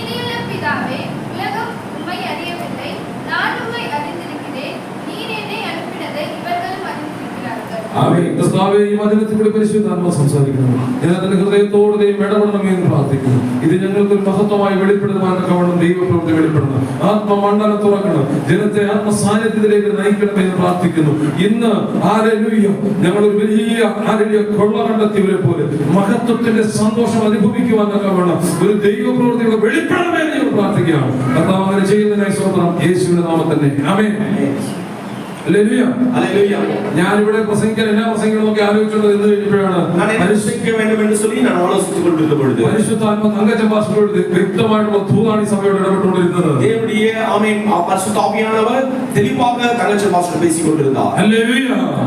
ഞാനത് വളരെ ശക്തമായിട്ട് അവിടെ ഫീൽ ചെയ്തുകൊണ്ടിരിക്കുകയായിരുന്നു. എന്റെ അനുഭവത്തിൽ ചാരിച്ചുകൊണ്ട് താൻ ദൈവത്തിന്റെ രാജ്യത്തിന്റെ മഹത്വത്തെ കുറിച്ച് ഇവിടെ പ്രസ്താവിച്ചപ്പോൾ എനിക്ക് മനസ്സിലായി ഇന്നത്തെ ഇവിടത്തേക്കുള്ള ദൂത് ഇത് തന്നെയാണ്. இன்று தினத்துல இந்த சபைக்கு தேவையான ஆமென் வசனம் இது மட்டும் தான். ஹல்லேலூயா ஹல்லேலூயா. WMM എന്ന് പറഞ്ഞ ചർച്ചിന്റെ WMM എன்கிற ഒരു സഭയുടെ മിഷണറി മൂവ്മെന്റ് എന്ന് പറയുന്ന അർത്ഥം ആ ചർച്ചിന്റെ സോണൽ ഹെഡ് ആയിട്ട് പ്രവർത്തിക്കുന്ന ഒരു കർത്താവദാസനാണ്. ആമേൻ. WMM എன்கிற அந்த മിഷണറി ஊழியங்களுக்கு സോണൽ ഒരു തലവരാக അത് കേരള പട്ടണത്തിൽ ഇരുന്ന ഒരു ആമേൻ ചെയ്തു കൊണ്ടിരുന്നു. പക്ഷേ ഒരു ആരഡിയ സോദരൻ ഇത് കാണിക്കത്തില്ല. സാധാരണ വലിയ ചർച്ചിന്റെ ഒക്കെ ആരഡിയ സോണൽ ഹെഡ് വന്നിരുന്നു കഴിഞ്ഞാൽ അവരുടെ അവരെ പാദസേവ ചെയ്യാൻ അവരുടെ ബൈബിൾ പിടിക്കാൻ അവരുടെ ബാഗ് പിടിക്കാൻ ഒക്കെ ആൾക്കാർ കൂടെ വരും. പക്ഷേ താനൊന്നും കാണിക്കത്തില്ല. തന്നെ വിടിവിച്ച ഒരു ദൈവത്തിന്റെ മുമ്പിൽ ഏത് രാജ്യത്തും ഏത് ദേശത്ത് കടന്നു എന്ന് എളിമയോടെ ദൈവസ്നേഹത്തിൽ അതിന്റെ കർത്താവിനെ ഉയർത്തുവാൻ തനിക്കിടയായി തീർന്നിട്ടുണ്ട്. அதாவது தன்னுடைய அவன் தகுதி மேலாக இருந்தாலும் அதை ஒன்றும் பொறுப்பெடுக்காமல் அவன் உதவிக்கு யாரையும் கூட்டிக் கொண்டு வராமல் பெருமை இல்லாமல் தேவனுடைய வேலையை தாழ்மையாக செய்கிறதை நான் தேவனை துதிக்கிறேன். ഈ കാലഘട്ടത്തെ അങ്ങനെയുള്ളതിനെ യോജിപ്പിക്കത്തുള്ളൂ. ஆமென். பிரியமானவர்களே, இந்த காலகட்டங்களில் இப்படிப்பட்டவரை தான் தேவன் ஒருமித்து சேர்ப்பார். ദൈവം നിൽക്കുന്നു. ദൈവം നിൽക്കുന്നു. இதோ இங்க ஒருவர் நிற்கிறார். ഹല്ലേലൂയ. പാസ്റ്ററിനെ ഒരു ദിവസം ഫോൺ വിളിച്ചു. ஒரு நாள் என்னுடைய ஊழியர் எனக்கு போன் பேசினார். ഞാൻ കുറച്ചു നേരം ബെല്ലടിച്ച് കിട്ടിയില്ല. நான் கொஞ்ச நாள் அவன் பெல் அடித்தேன், அவர் பேசவில்லை. പുള്ളി തിരിച്ചെന്നെ വിളിച്ചു. ഇദ്ദേഹം എന്നെ തിരിച്ചു വിളിച്ചു. அவன் இந்த மகனை திரும்பி கூப்பிட்டார். വിളിച്ചിട്ട് പറഞ്ഞു, പാസ്റ്റർ ഞാൻ വെളിയില, അതുകൊണ്ടാണ് ഫോൺ എടുക്കാഞ്ഞത്. പാസ്റ്റർ ഞാൻ വെളിയിൽ இருக்கிறேன், அதனால தான் ഫോൺ എടുക്കുകയാണ്. ഞാൻ ഓർത്ത് പള്ളിയിൽ നിന്ന് വെളിയിലോട്ട് പോയതായിരിക്കും, ഏതെങ്കിലും ജോലിക്ക് പോയതായിരിക്കും, ഏതെങ്കിലും കാര്യത്തിന് പോയതായിരിക്കും എന്നാ ഓർത്തത്. நான் நினைத்தேன் நீங்க வெளியே ஒரு சர்ச்சுக்கோ வாங்க போய் நினைத்தேன். പാസ്റ്റർ എവിടെ ചന്തയിലോ ആണോ വല്ല സാധനം മേടിക്കാൻ പോയാണെന്ന് ചോദിച്ചപ്പോൾ ഇല്ല പാസ്റ്റർ ഞാൻ ബ്രസീലിലാണ്. அப்ப சொன்னாங்க நீங்க மார்க்கெட்டுக்கு போனீங்க, இல்ல பாஸ்டர் நான் பிரேசில் இருக்கேன்னு சொன்னார். ഇന്ന് വൈകിട്ട് ജപ്പാനിൽ പോകാനിരിക്കുക. இந்த വൈകിട്ട് ஜப்பானுக்கு போகிறார். ഏതൊക്കെ രാജ്യത്ത് പോയി, ഏതൊക്കെ രാജ്യത്തിലാണ് പോകുന്നത്, ഏതൊക്കെ കസേരകളിൽ ഇരുന്നു, എങ്ങെല്ലാം ചേർന്ന് ഉட்கார்ந்தார், എത്ര പേര് കീഴിൽ ജോലി ചെയ്യുന്നുണ്ട്, எவ்வளவு பேராக வேலை செய்கிறார்கள், എന്തെങ്കിലും അഹങ്കാരോ ജാടയോ കാണിക്കുന്നുണ്ടോ, ഏതെങ്കിലും പെരുമയെ കാട്ടുகிறாരാ. ഹല്ലേലൂയ. താണുകൊണ്ട് ദൈവരാജ്യത്തിന് വേണ്ടി നിൽക്കുകയാണ്. ഉറക്കം പോലും ഇല്ലാതെ കർത്താവിന് വേണ്ടി നിൽക്കുക. താഴ്മயாக தேவனுடைய சமூகத்தில் இருக்கிற தூக்கம் இல்லாமல் இருக்கிறார். ഇതുകൊണ്ട് ഞങ്ങളെല്ലാം കൂടെ യോജിപ്പിച്ചത്. ഇതിനാണ് ദർശനമുള്ളവരെ ദൈവം ഒന്നാകെ ചേർത്ത് വെക്കുകയാണ്. കഴിഞ്ഞ തിങ്കളാഴ്ച എന്റെ അമ്മയെ കൊണ്ടുവന്ന് അവിടെ അടക്കം ചെയ്തിട്ട് ഹല്ലേലൂയ സഹോദരൻ ഒരാഴ്ച തികയുന്നതിന് മുമ്പ് ഇവിടെ വന്ന് യേശുവിനെ പ്രസംഗിക്കണമല്ലോ. ഈ ഒരു ദൈവസ്നേഹത്തിന്റെ വില തിരിച്ചറിയാവുന്നതുകൊണ്ട് നിങ്ങളുടെ അടുക്കലേക്ക് ഞാൻ കടന്നു വന്നത്. പ്രിയമാനവരെ, கடந்த திங்கட்கிழமை என் அம்மா அது முன்பாக மரித்து போனார்கள். அவர்களை அடக்கம் செய்துவிட்டு ஒரு வாரம் போகும் ஆகாமல் நான் இங்க வந்து இயேசுவின் அன்பை உயர்த்துகிறேன் என்றால் அது இயேசுவின் மேல் காட்டின அன்பினுடைய ஐக்கியத்தை காட்டுகிறது. ഇന്ന് എന്റെ വീട്ടിൽ എന്റെ അനിയനും എല്ലാം ചേർന്ന് വലിയ പ്രാർത്ഥന നടത്തുകയാണ്. இன்று என்னுடைய சகோதரன் குடும்பம் சேர்ந்து பெரிய பிரார்த்தனை நிகழ்ச்சி செய்கிறார்கள். ഞാനും എന്റെ ഭാര്യ എന്റെ കുഞ്ഞുങ്ങളും അവിടെ ഇല്ല. நானும் என்னுடைய குடும்பமும் என்னுடைய பிள்ளைகளும் அங்கே இல்லை. എന്റെ അമ്മയുടെ അവസാന ശ്വാസം വരെ എന്റെ നെഞ്ചോട് ചേർത്ത് പിടിക്കാൻ എനിക്ക് ദൈവം ഭാഗ്യമൊരുക്കി. ஆனால் என்னுடைய தாய் உயிர் போகும் பொழுது என்னுடைய மார்போடு சேர்த்து அவள் வைப்பதற்கு தேவன் கிருபை கொடுத்தார். ദൈവസ്നേഹം പകർന്നു എനിക്ക് ഭാഗ്യം കിട്ടി. தேவனுடைய அன்பை அவர்களுக்கு சொல்வதற்கு பாக்கியத்தை தேவன் கொடுத்தார். യേശുവിനെ ഉയർത്തുന്ന കാര്യത്തിൽ ഞങ്ങൾ ഒട്ടും പിന്നോട്ടല്ല. ஆனால் அதனால இயேசுவை உயர்த்துகிற விஷயத்தில் நாங்கள் எந்த காரணத்தை கொண்டும் பின்பாக போகிறவர் அல்ல. ഇന്നലെ നിങ്ങൾ കാണിച്ച വലിയ മര്യാദകൾക്കായി ഞാൻ ദൈവത്തെ സ്തുതിക്കുന്നു. நீங்கள் என்னிடத்தில் காட்டின மரியாதைக்காய் நன்றி செலுத்துகிறேன். ഇന്നലെ ആ ദേശത്തോട് സുവിശേഷം അറിയിക്കാൻ നിങ്ങൾ കാണിച്ച ആ വലിയ മനസ്സിനെ ഓർത്ത് ഞാൻ ദൈവത്തെ സ്തുതിക്കുകയാണ്. தேசத்திலே சுவிசேஷம் அறிவிப்பதற்காக தேவன் கொடுத்த நல்ல மனசுக்காக நன்றி சொல்லுகிறேன். ഹല്ലേലൂയ. ഹല്ലേലൂയ. നീ ചെയ്യുന്നത് വെറുതെ അല്ല.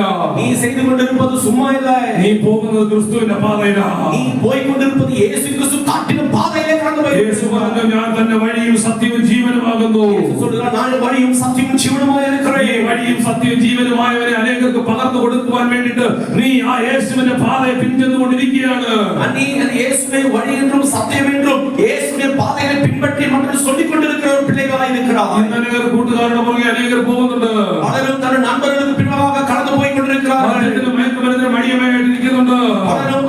அவன் சாராயத்துக்கும் பலவிதமான போதைக்கும் அடிமையாய் போய் கொண்டிருக்கிறார்கள். ലോകത്തിലുള്ള മായ മോഹങ്ങളെ കൂടെ നടന്നു പോയിക്കൊണ്ടിരിക്കുകയാണ്. உலகத்து சம்பந்தப்பட்ட மாயா லோகத்துக்குள்ள கடந்து போய் கொண்டிருக்கிறார்கள். ബീച്ചിലോട്ടും ഗാർഡനിലോട്ടും നീ പോയി നോക്ക്, അവിടെ അനേക കവിതാക്കളെ കാണും. അവർക്കൊന്നും ഈ ദൈവത്തെ വേണ്ടത് എത്രയോ ക്രിസ്തീയ കുഞ്ഞുങ്ങൾ ആരുടെ ലോകത്തിന്റെ മോഹത്തിൽ വ്യഭിചരിച്ച് നടക്കുമ്പോൾ அவன் பீச்சிலும் அவன் பலவிதமான அவன் கார்டனில் பார்க்கும்போது அவன் பல யூத்துகள் வாலிப சகோதர சகோதரிகள் தேவன் வேண்டாம் என்று பாவத்துடைய இச்சைக்குள்ளாய் நடந்து கொண்டிருக்கும் பொழுது ദൈവത്തിന്റെ പുറകിലാണ്, ദൈവത്തിന്റെ പിന്നാലെയാണ്, ക്രിസ്തുവിന്റെ വഴിയിലാണ് നീയെങ്കിൽ നീ അനുഗ്രഹിക്കപ്പെട്ടവരാകും. பிரியமானவர்களே, நீ இயேசு கிறிஸ்துவின் பாதையை பின்பற்றி வருகிற நீங்கள் அவருக்குள்ளாய் கடந்து போகிறீர்கள் என்றால் அவர் உங்களை நடத்தி செல்லும் உண்மையுள்ளவராக இருக்கிறார். ലോകം ഒരിക്കൽ പോലും നിന്നെ മാനിക്കത്തില്ല കേട്ടോ. உலகம் எப்போதும் உன்னை உயர்த்தாது. ലോകം ഒരിക്കൽ പോലും നിന്നെ മാനിക്കത്തില്ല. உலகம் எப்போதும் உன்னை உயர்த்தி கொண்டிருக்காது. നിനക്ക് പ്രേരണ തരും. பிசாசானவனுக்கு தூண்டுதல் கொடுப்பான். പാപം ചെയ്യാനുള്ള പ്രേരണ നിനക്ക് തരും. പാപം செய்வதற்கான தூண்டுதல் அவன் கொடுப்பான். അത് വീണ്ടും വീണ്ടും നിന്നെ കൊണ്ട് ജയിപ്പിച്ചു കൊണ്ടിരിക്കും. அதை மீண்டும் மீண்டுமாக செய்ய தூண்டிக் கொண்டிருப்பான். പക്ഷേ അവസാനത്തേതിൽ கடைசியில നിനക്ക് ആരുമില്ലാതാക്കി നിന്നെ വെളിയിൽ കൊണ്ടുപോയി நீ யாரும் இல்லாதபடிக்கு உன்னை தனிமையிலாக்கி உன்னை வெளியே கொண்டு போய் നിന്നെ തകർത്ത് കളയാൻ പിശാചിന്റെ പദ്ധതി. உன்னை இல்லாமல் ஆக்க வேண்டும் என்று சொல்வதுதான் சாத்தானுடைய கிரியைகளும் அவனுடைய திட்டங்களும். അവിടെ നിന്നു ஆனால் அங்கே இருந்து നിനക്ക് ദൈവത്തെ കാണാൻ ഒരു അവസരം ലഭിച്ചോ. இயேசுவை தேவனை பார்ப்பதற்கு ஒரு தருணம் உனக்கு கிடைத்தால் നീ ദൈവത്തിന്റെ മഹത്വം കാണാൻ കഴിയും. நீ தேவனுடைய மகிமையை பார்க்க முடியும். ഹല്ലേലൂയ. ഹല്ലേലൂയ. ഞാൻ ചുമ്മാ പറയുന്നതല്ല, சும்மா சொல்வதில்லை. ഹല്ലേലൂയ. ഹല്ലേലൂയ. ഹല്ലേലൂയ. യോഹന്നാന്റെ സുവിശേഷം 20-ാം അധ്യായത്തിൽ 1-ാം വാക്യം ഒന്ന് വായിച്ചാട്ടെ. യോഹന്നാന്റെ സുവിശേഷ പുസ്തകം 20-ാം അധികാരം 1-ാം വചനം சொல்கிறது. ആമേൻ, വായിച്ചാട്ടെ. യോഹന്നാന്റെ സുവിശേഷം 20:1.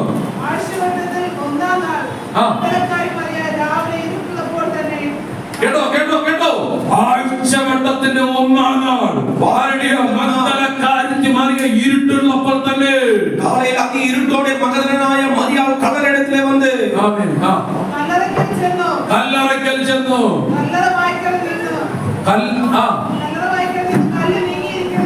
കല്ലറയുടെ വാതിൽക്കൽ ഇരുന്ന കല്ല് നീങ്ങിയിരിക്കുന്നത് കണ്ടു. കല്ലറை அடைத்திருந்ததும் அவன் கல் எடுத்து போட்டிருக்கிறதையும் அந்த மகதலேனாയ மரியாள் கண்டார். അടുത്ത 11-12 വായിച്ചാട്ടെ. 11-ാം വചനം 12-ാം വചനം 11 and 12. എന്നാൽ മറിയ കല്ലറയ്ക്ക് പുറത്ത് കരഞ്ഞുകൊണ്ട് നിന്നു. കേട്ടോ, നിങ്ങൾ ഓർക്കണം, ആദ്യം അവൾ ചെന്നു ആഴ്ചവട്ടത്തിന്റെ 1-ാം നാൾ. ഇന്ന് ലോകം മുഴുവൻ ഈസ്റ്റർ ആചരിച്ചു കൊണ്ടിരിക്കുകയാണ്.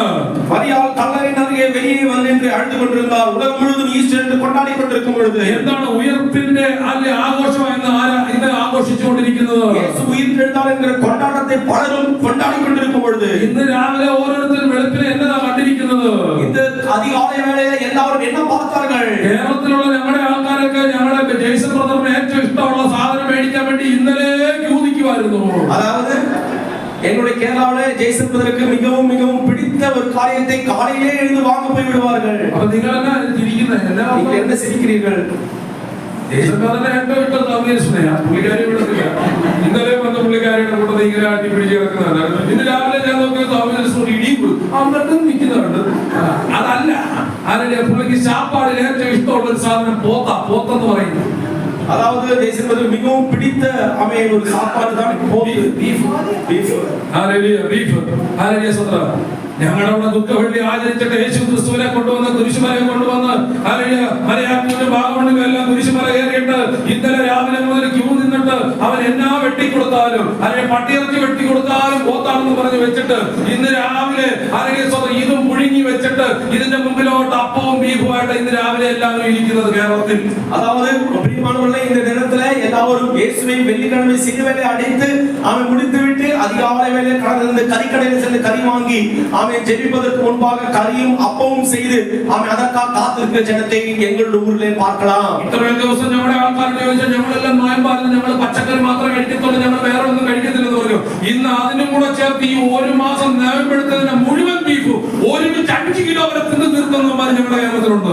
அதாவது கடந்த 40 நாள் அவன் விரதம் எடுத்து நாங்கள் எந்த கறியும் சாப்பிட மாட்டோம், அவன் வெஜிடேரியன் மட்டும் தான் சாப்பிட வேண்டும் நினைத்து அந்த 40 நாளுக்கு சேர்த்த அந்த 5 கிலோ என்கிற அந்த அவன் கறியை ஒன்றாக சேர்த்து சாப்பிடுற ஆளுங்களும் எங்களுடைய ஊர்ல இருக்கிறாங்க. அவர்களுக்கு நடப்பில் ചെറിയൊരു വ്യത്യാസം ഉണ്ടാകും. அதாவது மத்தியானம் ஆகும் பொழுது அவர்கள் நடக்கிற நடையிலே ஒரு வித்தியாசம் கடந்து வரும். ഫാഷൻ ഷോയ്ക്ക് പെണ്ണുങ്ങൾ നടക്കുന്ന പോലല്ല. அதாவது ஃபேஷன் ஷோயில இந்த பெண்கள் நடக்கிறது போல அல்ல. நான் குத்தாம பற்றத்தில்லாയിരിക്കും. கீழே குத்த முடியாமல் இருக்கும். என்னன்னறியாவோ? என்ன தெரியுமா? ചോദിച്ചാ പറയും, கேட்டால் சொல்வார்கள், ബീഫൊക്കെ ഒന്ന് ദഹിക്കാൻ വേണ്ടി ഒരു ഇച്ചിരി വാട്ടി സരിച്ചാണ് പറയും. அதாவது பீஃப் நான் சாப்பிட்ட பீஃப் எல்லாம் ஜீரணமாவதுக்கு ஒரு வாக்கிஸ் என்கிற மதுபானத்தை குடித்தேன்னு சொல்லுவாங்க. ஹalleluya. ஹalleluya. 40 ദിവസം നോയമ്പ്, 40 நாள் உண்ண விரதம். മെലിഞ്ഞാത് ഭയങ്കര മലകയറ്റം. அதாவது வெள்ளிக்கிழமை துக்க வெள்ளி அன்று அவன் சிலுவையிலே ஏறுகிற ஒரு அனுபவம். ചിലരൊക്കെ കുരിശും പിടിച്ചോണ്ടാ പോകുന്നത്. சிலரெல்லாம் சிலுவையை சுமந்து கொண்டு நடக்கிறார்கள். കഴിഞ്ഞ ഒമ്പത്തെ പ്രാവശ്യം ഞാൻ കണ്ടായിരുന്നു, കുരിശും പിടിച്ചോണ്ട് പോവുകയാണ്. തൊട്ടത്തെ കൂട്ടത്തിൽ കുറെ ചാട്ടവാറൊക്കെ കൊണ്ട് ഇങ്ങനെ അടിക്കുന്നത് പോലെ ഇങ്ങനെ അവന്റെ പുറകെ ഇങ്ങനെ പോവുകയാണ്. அதாவது அந்த இடத்துல பார்க்கும் பொழுது அவன் ஒருவன் சிலுவையை சுமந்து கொண்டு போகிறான், அவனை அடிக்கிறதுக்கு சில ஆளுகள் பார்த்து கொண்டு நடந்து செல்கிறார்கள். 2-3 കുറെ അടി കൊടുത്തു കഴിഞ്ഞപ്പോഴത്തേന് 2-3 ஆட்கள் அந்த மகனை நன்றாக அடித்த பிறகு ആ കുരിശ് മരിച്ചറിഞ്ഞിട്ട് അവൻ അവന്മാർക്കിടയിൽ അടി കൊടുക്കുന്നത് കണ്ടു. அந்த சிலுவையை சுமந்து கொண்டிருந்தவன் அந்த சிலுவையை போட்டு விட்டு அடித்தவர்களை திருப்பி அடித்ததை நான் பார்த்தேன். പിന്നെ ദേഹം വേദനിച്ചാ കൊടുക്കാതിരിക്കുവോ? அவருடைய சரீரம் சாட்டை அடினாலே வேதனைத்தால் திருப்பி கொடுக்காமல் இருப்பாரா? ഇതൊക്കെ അവിടെ നടന്നുകൊണ്ടിരിക്കുന്നത്. இதுதான் எங்க ஊர்ல நடந்து கொண்டிருக்கிறது. എന്നാൽ ആഴ്ചവട്ടത്തിന്റെ 1-ാം നാൾ ഒരു ദിവസം, ஆனால் வாரத்துடைய அதிகாலை முதல் நாளிலே ഒരു ദിവസം കല്ലറയിലേക്ക് ഒരുത്തി ഓടിപ്പോയി. அங்கே இருக்கிற கல்லறையை நோக்கி ஒரு மகள் கடந்து போனான். അവർക്ക് പ്രത്യേകിച്ച് വലിയ അഡ്രസ് ഒന്നുമില്ല. அந்த மகளுக்கு பெரிதான முகவரி கிடையாது. അവരുടെ അഡ്രസ് ഗൂഗിളിൽ തപ്പി നോക്കിയാൽ ഏതിൽ തപ്പി നോക്കിയാൽ ഒറ്റ അഡ്രസ്സേ ഉള്ളൂ. அந்த மகளுக்கு முகவரியை நோக்கினால் எங்கே பார்த்தாலும் அந்த மகளுக்கு முகவரி ஒன்றுதான். കാരണം ഒരു ദിവസം പട്ടണത്തിന്റെ വെളിയിലേക്ക് കൊണ്ടുപോയി ഇവളെ കല്ലെറിഞ്ഞുകൊണ്ടിരിക്കുക.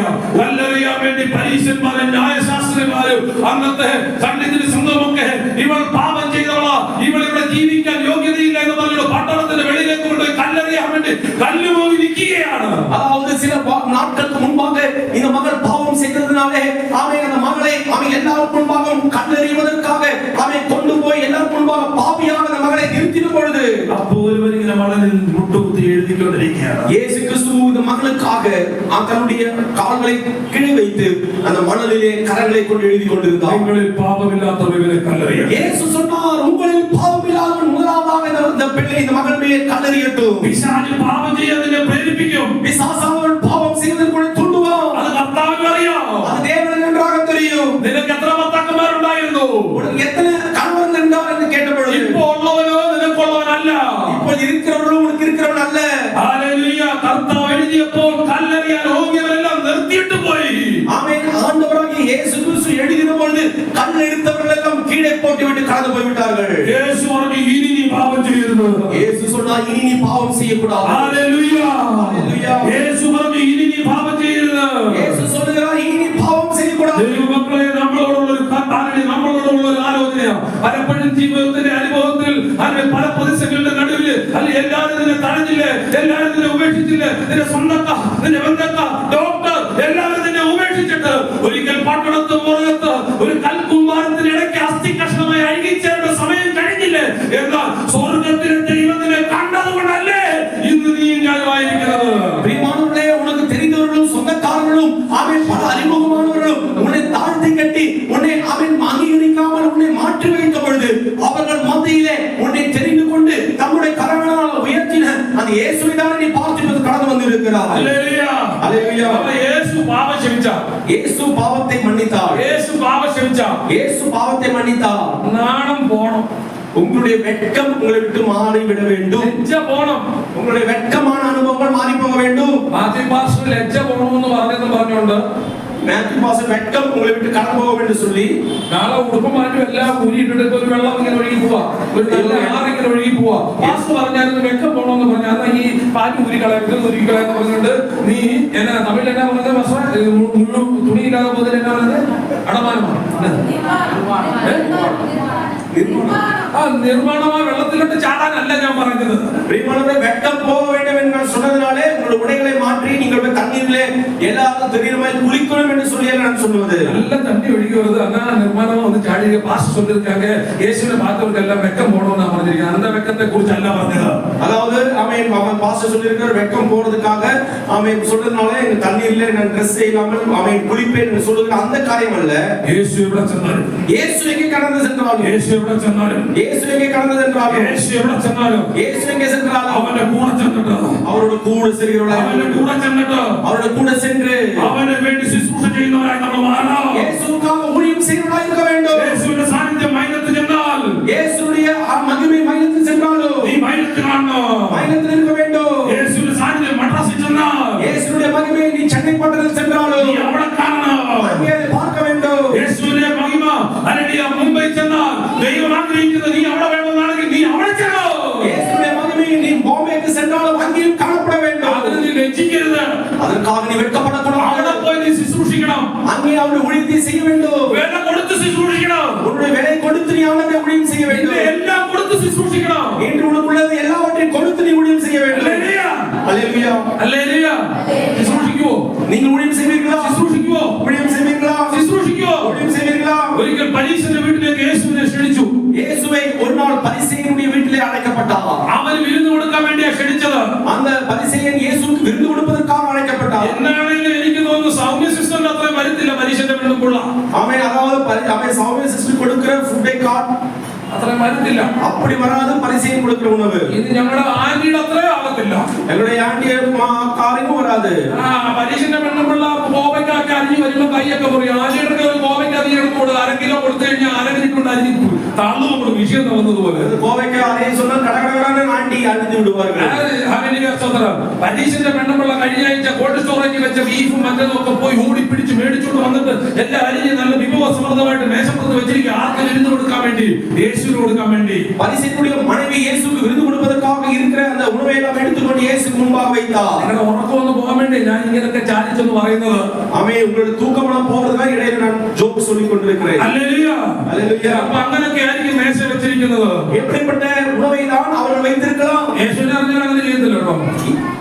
യേശുവിനെ അറിഞ്ഞാൽ അങ്ങനെ ചെയ്യത്തില്ലെന്ന്. இயேசுவுக்கு முன்பாக அப்படி செய்ய மாட்டார். ഇന്നലെ വെളുപ്പിനെ വന്നാ ഞങ്ങള് ഉടനെ ഞങ്ങളെ കടലിൽ നടക്കാൻ ബീച്ചിൽ കൂടെ നടക്കാനും പറഞ്ഞു ഈ കാര്യമില്ലാത്ത എന്നെ വിളിച്ചോണ്ട് പൊക്കോ എന്നിട്ട് പറയാ പാസ്റ്റർ അങ്ങോട്ട് വാ, പാലത്തിന്റെ അങ്ങോട്ട് വാ. ഞാൻ ഇങ്ങോട്ട് വന്നതേ എന്തിനാണെന്ന് എനിക്കറിയാം. അന്നേരം അങ്ങോട്ട് വാ, അങ്ങോട്ട് വാ. ഞാൻ നോക്കിയപ്പോ പാലത്തിന്റെ കീഴിൽ ചെന്നിട്ട് ആ വലക്കാരെ പിടിച്ചോണ്ട് വരുന്ന ആ മീന് ചൂടോടെ ആ കൊണ്ടുവരുന്ന വലയെന്ന് എടുത്തിരുന്നത് പോയിട്ട് ആ പാവം പിടിച്ചോണ്ട് വലയില്ലായിരുന്നു. ആദ്യം പുള്ളി പറഞ്ഞത് 300 രൂപയ്ക്ക് തരാന്ന് പറഞ്ഞു. ബാക്കി ഉണ്ടാക്കി തരാം. ശരി 300 എടുക്കാൻ പറഞ്ഞു. 500 കൊടുത്തപ്പോ തിരിച്ചു കൊടുക്കാനും പൈസ ഇല്ല പുള്ളിയുടെ കയ്യില്.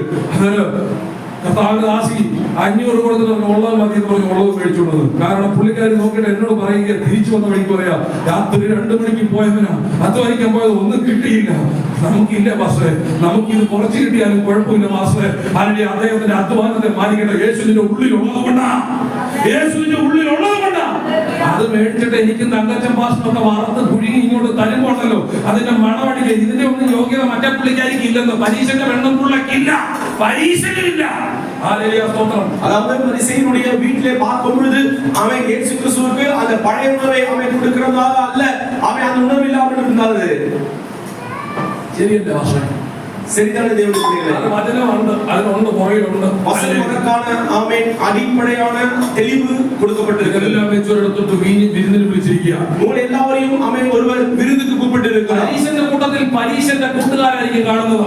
பரிசேயனுடைய வீட்டிலே பரிசேயனுடைய நண்பர்கள் தான் இருக்க முடியும். അവന്റെ കൂട്ടത്തിൽ വചനം ഭരിക്കാനുള്ളവരാ ഉള്ളത്. பரிசேயனுடைய வீட்டிலே வசனத்தை அறிந்தவர்கள் தான் இருப்பார்கள். അവർ ഉപവസിക്കുന്നവരാണ്, அவர்கள் உபவாசிக்கிறவர்கள், അവർ പ്രാർത്ഥിക്കുന്നവരാണ്, அவர்கள் ஜெபிக்கிறவர்கள், അവർ പതാരം കൊടുക്കുന്നവരാ, அவர்கள் காணிக்கை கொடுக்கிறவர்கள் தான். ഇതെല്ലാം ചെയ്യുന്ന ജീവിതത്തിൽ ചിട്ടയുള്ളവരാ. இதெல்லாம் செய்வதற்கான ஆமென் அந்த பழக்கத்தை வளர்த்தியவர்கள் தான் அவர்கள். എന്ന ഒരു ചിട്ടയില്ലാതെ സകലരാലും കല്ലെറിയപ്പെട്ട ഒരുത്തി അല്ല ഇവളെ ഈ രാജ്യത്ത് ഈ പട്ടണത്തിൽ പോലും നിൽക്കാൻ യോഗ്യതയുള്ളവരെ കല്ലെറിയപ്പെട്ട ഒരുത്തി അവളെ പിന്നാമ്പുറത്തോടെ കയറി വന്നിട്ട് ആ പരീശന്റെ മുമ്പിൽ അവന് വേണ്ടി വിരുന്നിരിക്കുന്ന യേശുവിന്റെ മുമ്പിൽ ആ യേശുവിന്റെ കാലെ കണ്ണുനീർ കൊണ്ട് കഴുകിയിട്ട് തലമുടി കൊണ്ടെങ്കിൽ തോർത്തിക്കൊണ്ടിരിക്കുക. ഹല്ലേലൂയ.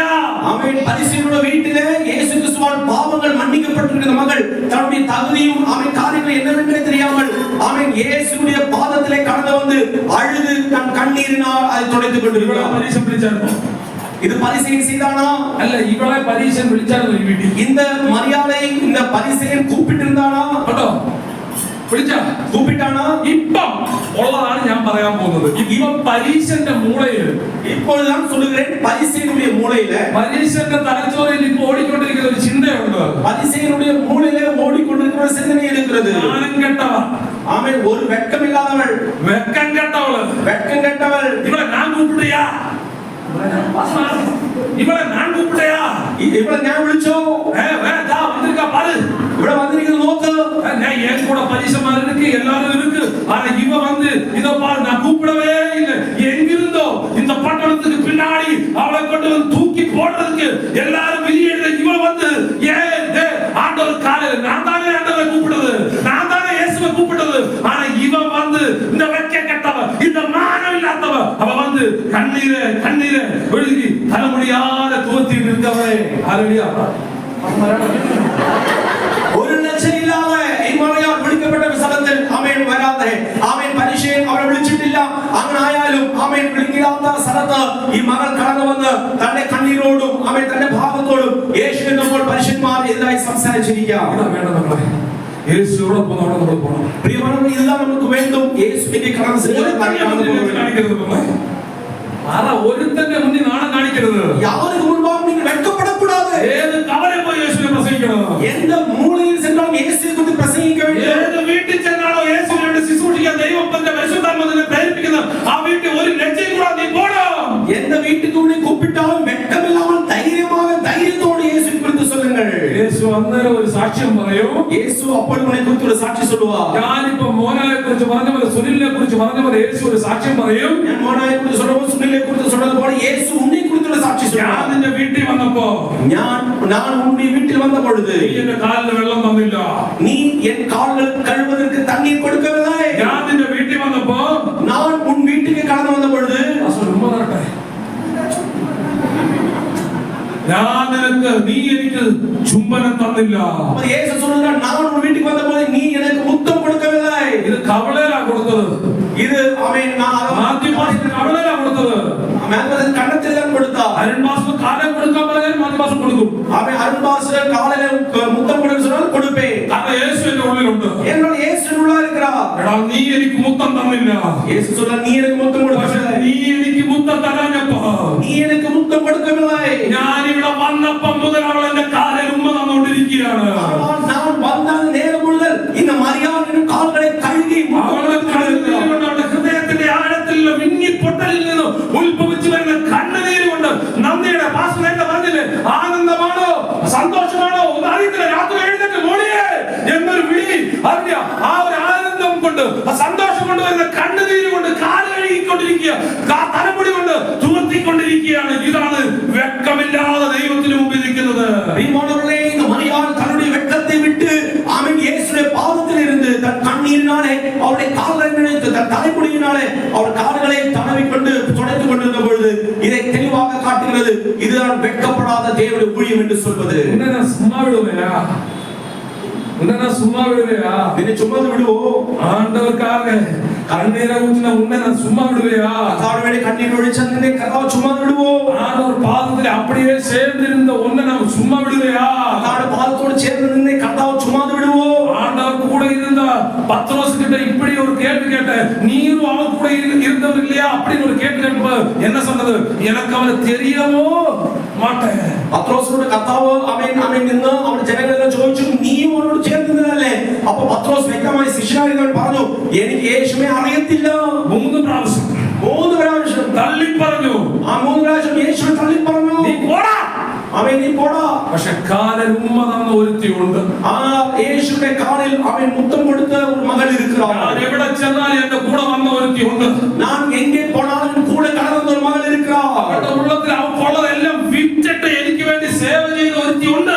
അതായത് തനിക്കുള്ളതെല്ലാം വിറ്റ് യേശുക്ക് ഊഴിയം ചെയ്യുന്നതിനായി കൊടുത്ത ഒരു മകളെ അവള് കാണും. അവൾക്കാണ് അവൾ കാണും. അവളെ ദേവൻ പാർപ്പാർ. അവള് കാണും. അവൾ കാണും. അവൾ കണ്ണാലേ അവൾ പാർപ്പാർ എന്നത് പാപ്പാ. ഹല്ലേലൂയ.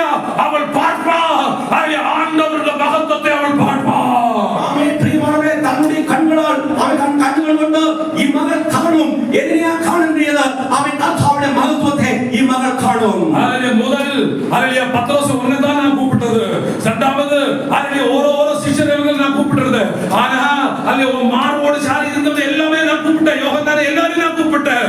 ஆரணியா சொல்ற. ஆனா நீங்க பார்க்காதது அவ பாப்பேன். காரணம் என்ன தெரியுமா?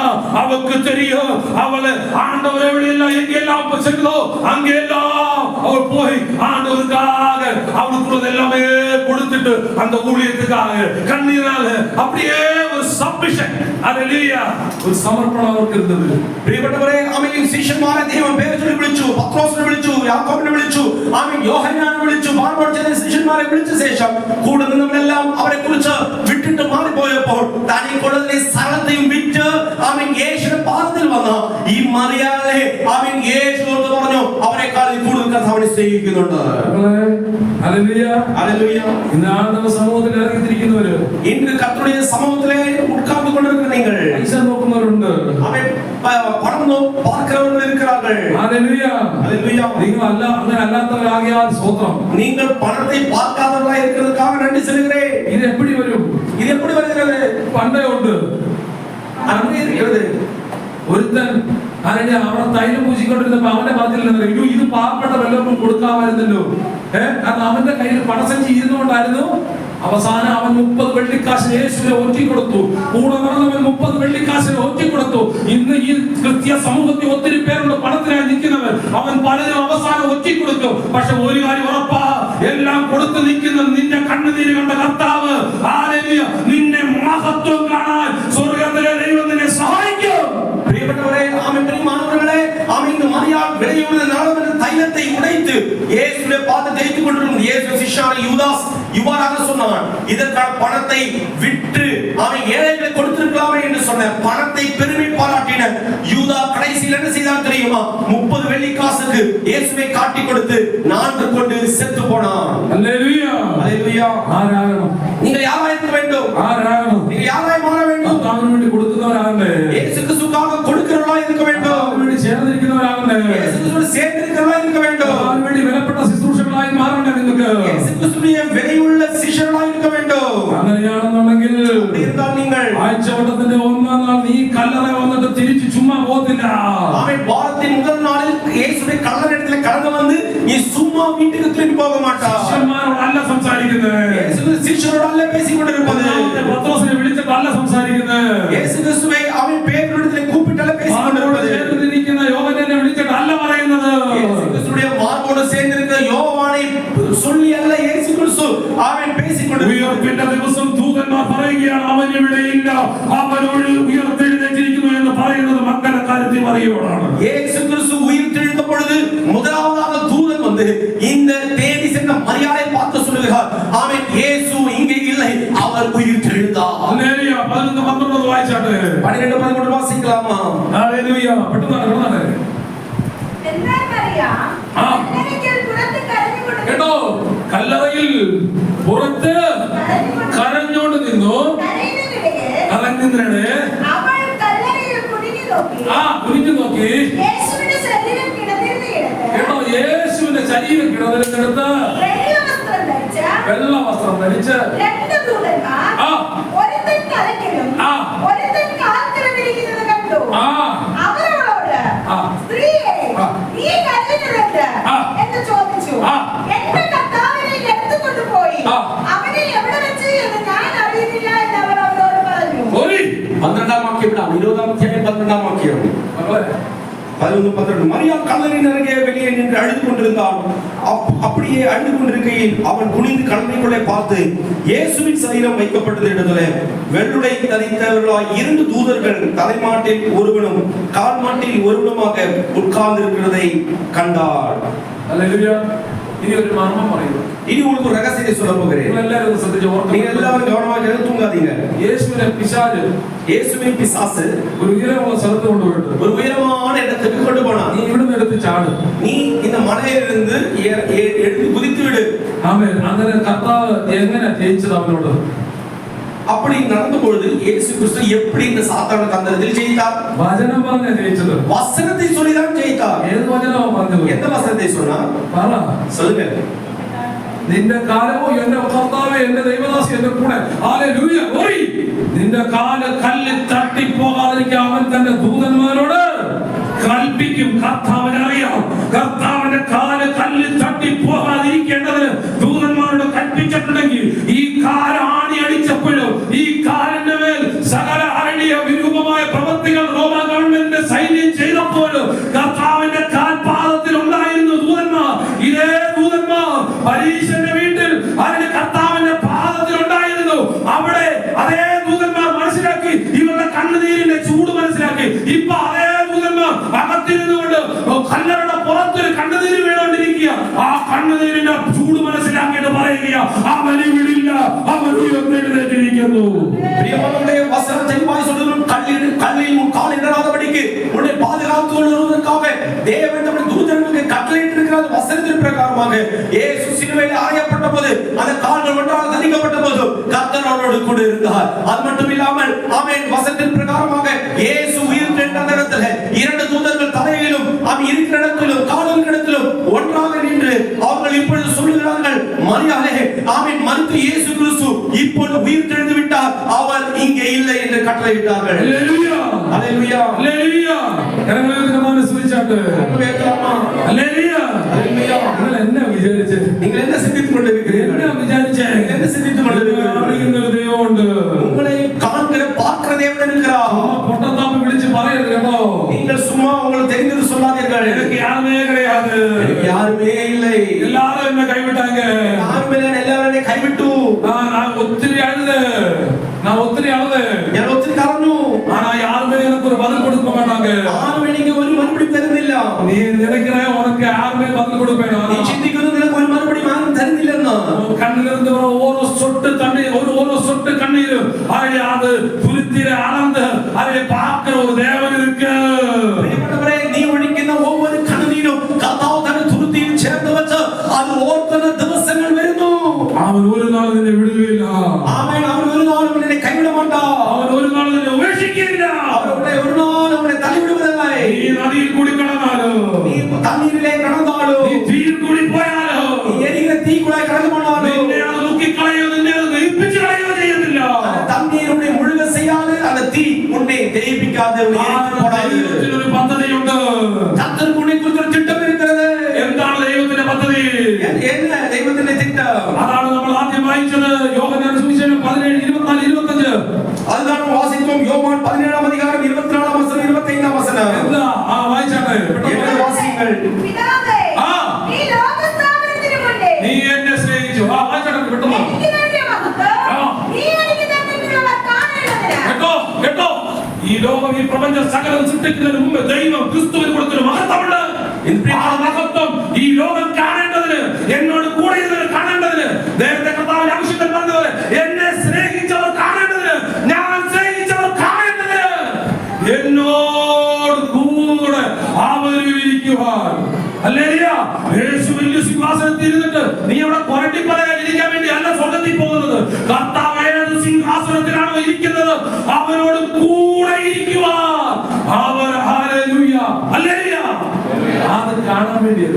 பிரியமானவர்களே, வசனத்தின் வாய் சொல்கிறது, பிதாவே, உலகம் தோன்றதுக்கு முன்னே நீர் என்னில் அன்பாயிருந்தபடியினால் நீர் எனக்கு தந்த என்னுடைய மகிமையை நீர் எனக்கு தந்தவர்கள் காணும்படியாக தான் நான் இங்கே இருக்கிறவனாக அங்கேயும் அவர்களுடனே கூட இருக்க விரும்புகிறேன் என்று சொன்னேன். அதே கர்த்தருடைய பார்த்து சொல்லுகிறார், அவருடைய மகிமையை உண்மையில் வெளிப்படுத்துவதற்காக அவர் இருக்கிற சிங்காசனம் தூரமாக உட்கார்வதற்காக அல்ல, அவர் எந்த சிங்காசனத்தில் உட்கார்ந்து இருக்கிறாரோ அந்த சிங்காசனம் சேர்த்து உட்கார வைப்பதற்காக தான் கர்த்தர் உன்னையும் என்னையும் மகிமைக்காக அழைத்திருக்கிறார். അന്ന് നിന്റെ കണ്ണ്, அப்பொழுது உன்னுடைய கண்ணீர், அப்பொழுது അന്ന് നിന്റെ കണ്ണ്, அப்பொழுது உன்னுடைய கண்கள், அப்பொழுது കണ്ണീരില്ല. கண்ணீர் கிடையாது. കണ്ണീർ இருக்கா? அங்க கண்ணீர் இருக்கா? இருக்கா ஐயா? சொல்லுங்க. நீ கண்ணீர் உண்டோ? இருக்கா? அந்த நாட்டுல கண்ணீர் இருக்கா? கர்த்தாவோடு சேர்க்கக்கூடிய நாளில் கண்ணீர் உண்டோ? அங்க துக்கம் இருக்கா? അവിടെ ദുഃഖം ഉണ്ടോ? അവിടെ ഉറവിലി ഉണ്ടോ? ഒന്നുമില്ല. அங்க விலாபங்கள் இருக்கிறதா? இல்லை. ഈ കണ്ണീര് തുടച്ചിട്ട് ആ കണ്ണുകൊണ്ട് നീ ആരെ കാണും? ആ ക്രിസ്തുവിന്റെ മഹത്വം കാണും. അതാണ് ഇന്ന് തങ്കച്ചൻ മാസ്റ്റർ കൂടി അടിയിൽ കൂടി ഞാൻ ഒട്ടും പ്രതീക്ഷിച്ചില്ല. ഞങ്ങൾ രണ്ടുപേരും രണ്ടെടുത്ത അതിന്റെ പാസ്റ്റർ ഇന്നലെ വന്ന് വലിച്ചു പിടിച്ചോണ്ട് കളഞ്ഞ് തങ്കച്ചൻ മാസ്റ്ററിനെ. എന്നിട്ട് പറഞ്ഞു, മാത്യു പാസ്റ്റർ ഞാനൊരു ബോർഡ് വരച്ച് അതിന് അപ്പുറത്ത് നിൽക്കുന്നില്ല. വരയ്ക്കാൻ പറ്റുമോ? കോഡ് മാത്രം വരച്ചാൽ അതിൽ അടുത്ത പോലും ഞാൻ പോകത്തില്ല, അതുപോലെ ആവശ്യത്തില്ല, ഞാൻ മിണ്ടിയേയില്ല. അങ്ങനെ തങ്കച്ച പാസ്റ്ററെ വിളിച്ചോണ്ടാണ് ഈ മുറിയിൽ വന്നത്. പക്ഷെ ഇന്ന് അദ്ദേഹത്തിൽ കൂടി ദൈവത്തിന്റെ പരിശുദ്ധാത്മാവോട് സംസാരിച്ചു, അടിയിൽ കൂടി പരിശുദ്ധാത്മാവോട് സംസാരിച്ചു. ഒരേ ദൂത സംസാരിച്ചത് ദൈവത്തിന്റെ മഹത്വം കാണാൻ, ദൈവത്തോട് കൂടെ ഇരിപ്പാന് ദൈവം നിങ്ങളെ എന്നെ വിളിച്ചു വരുത്തിയിരിക്കുന്നത്. അതുകൊണ്ട് യാതൊരു കാരണവശാലും നീ ഏത് പ്രതിസന്ധിയുടെ മുഖത്തോ അല്ലെങ്കിൽ നീ ദൈവത്തെ വിട്ടു പോകരുത്. ആരുടെ വീട്ടിൽ എവിടെയായിരുന്നാലും കർത്താവ് ഉള്ളിടത്ത് നീ കാണണം. பிரியமானவர்கள் அனைத்து பேரும் காவல் தெரியுமா? அவருடைய மகிமையிலே நீ சென்று உட்காரும்படியாக மாத்திரமல்ல, அவன் உன்னுடைய கண்களினாலே அவருடைய மகிமையை காணும்படியாக தான் அவர் சிங்காசனம் உட்கார செய்யும்படியாக தான் தேவனை தெரிந்து கொண்டு அங்கே செல்லும் பொழுது அவன் உன்னுடைய கண்களினாலே அவன் நீ தேவனுடைய மகிமையை பார்ப்பாய். மட்டுமல்லாமல் உன் கண்களில் ஒழுகிற இந்த கண்ணீர் அங்கே செல்லும் பொழுது இருக்காது, அது உன்னை விட்டு நிரந்தரமாக மாறி போய்விடும். அல்லேலூயா, அல்லேலூயா. சொல்லலாமா? പോയപ്പോ ആദ്യം 4 ചായ മേടിച്ചു, 4 ചായ ഞങ്ങൾക്ക് കൊടുത്തു. அவன் முதலாவது 4 டீ சாப்பிட்ட போது 4 டீ கொண்டு வந்து கொடுத்தார்கள். கசாரம் கிட்டி, எங்களுக்கு சேர் கிடைத்தது. மற்றவர்கள் ദൈവമക്കൾ എല്ലാം എഴുന്നേറ്റ് നിൽക്കുക. மற்றவர்கள் எல்லாம் எழுந்து நின்றார்கள். വൈകുന്നേരം വന്നപ്പോൾ ഇടിയപ്പം നല്ല സൂപ്പർ കറിയും. அவன் சாயங்காலம் வந்த பொழுது இடியப்பமும் കറിയും இருந்தது. ഞങ്ങൾക്ക് ഡൈനിങ് ടേബിൾ കിട്ടി. எங்களுக்கு டைனிங் டேபிள் கிடைத்தது. വരുന്നവർ എന്നോട് ചോദിക്കുക കഴിച്ചോ എന്ന്. വരുന്നവരെല്ലാം എന്നോട് കേൾക്കാൻ സാപ്പിട്ടീங்களா? കല്യാണവും കഴിച്ച് 3 മക്കളും ഉണ്ടായി. ഇപ്പൊ ഇടിയപ്പം കഴിച്ചിട്ട് ഞാൻ വയറ് വീർപ്പിച്ചിരിക്കുക. அவன் கல்யாணம் நடந்தது, 3 பிள்ளைகளும் வந்து விட்டது. இப்போ இடியப்பம் சாப்பிட்டு வயிறൊക്കെ நிரம்பி இப்ப நான் உட்கார்ந்து கொண்டிருக்கும் பொழுது എനിക്ക് പ്രൊഫറൻസ് നടത്താൻ ദാസൻ எனக்கு முக்கியத்துவத்தை அங்கிருக்கிற ஊழியர்கள் கொடுத்தார்கள். എനിക്ക് ഇവിടുത്തെ ദൈവദാസന്മാർ എനിക്ക് പ്രൊഫറൻസ് തന്നു. எங்க இருக்கிற ஊழியக்காரர்கள் எனக்கு முக்கியத்துவம் கொடுத்தார்கள். ഞങ്ങൾക്ക് ഒരു സീറ്റ് ഒരുക്കി വെച്ചു. எங்களுக்காக ஒரு சீட்டை ஆயத்தப்படுத்தி வைத்தார்கள். അവിടെ ഇതൊന്നും ഇല്ല. அங்கே அதெல்லாம் ஒண்ணும் கிடையாது. ഞാൻ അവിടെ മാത്യു പാസ്റ്റർ ആദ്യമേ സീറ്റ്, വലിയ സീറ്റ്, ഈ പരിപാടിയൊന്നും ഇല്ല. അവിടെ എല്ലാരും ഒരുപോലെ. பரலோகத்துக்கு நீ கடந்து போகும்போது மேத்யூ பாஸ்டருக்கு ஒரு சீட்டு, அங்க உயர்வு தாழ்வு கிடையாது, அங்க எல்லாரும் ஒன்றுதான். ചായ ഒത്തിരി താമസിച്ചല്ലേ കിട്ടിയത്. ആമേ, உங்களுக்கு டீ கொஞ்சம் லேட்டா தானே கிடைச்சது. അവിടെ ചെല്ലുമ്പോൾ നിനക്ക് ഇഷ്ടമുള്ള സമയത്ത് பரலோகத்துக்கு செல்லும்போது உனக்கு பிடித்த நேரத்துல ജീവജലത്തിന്റെ ഉണ്ടെന്ന് അവിടെ ஜீவ தண்ணீருடைய அனுபவம் உனக்கு கிடைக்கும். Hallelujah, hallelujah. അവിടെ ജീവവൃക്ഷത്തിന്റെ ഫലമുണ്ടെന്ന്, அங்க ஜீவ தண்ணீரில் விளைந்திருக்கிற கனிகள் இருக்கிறது. உனக்கு ഇഷ്ടമുള്ള സമയത്ത് ഇഷ്ടം പോലെ ഉണ്ടെന്ന്. அந்த ஜீவ கனியை நீ நினைக்கும் போதெல்லாம் சாப்பிடலாம். അതാ പറഞ്ഞത്, ഞാൻ അവിടെ ചെന്നിട്ട് നിങ്ങൾക്ക് വേണ്ടി വാസസ്ഥലം ഒരുക്കിക്കൊണ്ടിരിക്കുകയാണ്. അവിടെ ഹല്ലേലൂയ, അവിടെ ഡിലേ ഒന്നുമില്ല. അവിടെ നീ നിனைக்கிறது എല്ലാവർക്കും ഒരുപോലെ സമമായി ദൈവം നിന്നെ മാനിച്ച് ദൈവത്തിന്റെ മഹത്വത്തെ ഹല്ലേലൂയ വിതറുവാനാണ്. ഈ മഹത്വത്തിന്റെ അനുഭവത്തിലേക്ക് നമ്മളെ ഒന്ന് താഴ്ത്തി ഏൽപ്പിക്കുക. பிரியமானவர்களே, அங்கே செல்லும்போது உங்களுக்கும் எனக்கும் அது மாதிரி தாழ்வோ உயர்வோ கிடையாது. அங்கே தேவன் நமக்கு ஆயத்தப்படுத்தியிருக்கிற இடமெல்லாம், வாசஸ்தலம் எல்லாம் ஒன்றாக இருக்கிறது. அதனால இயேசு கிறிஸ்து கடந்து போகும்போது சொன்னார், நான் உங்களுக்கு முன்னாலே சென்று உங்களுக்காக ஒரு வாசஸ்தலத்தை ஆயத்தப்படுத்துகிறேன். ஆமென். அதற்காக கடந்து போக சொன்னதுனால ஒரே போல வாசஸ்தலத்தை எனக்காகவும் உனக்காகவும் பரலோகத்திலே கர்த்தர் ஆயத்தப்படுத்துகிறார்.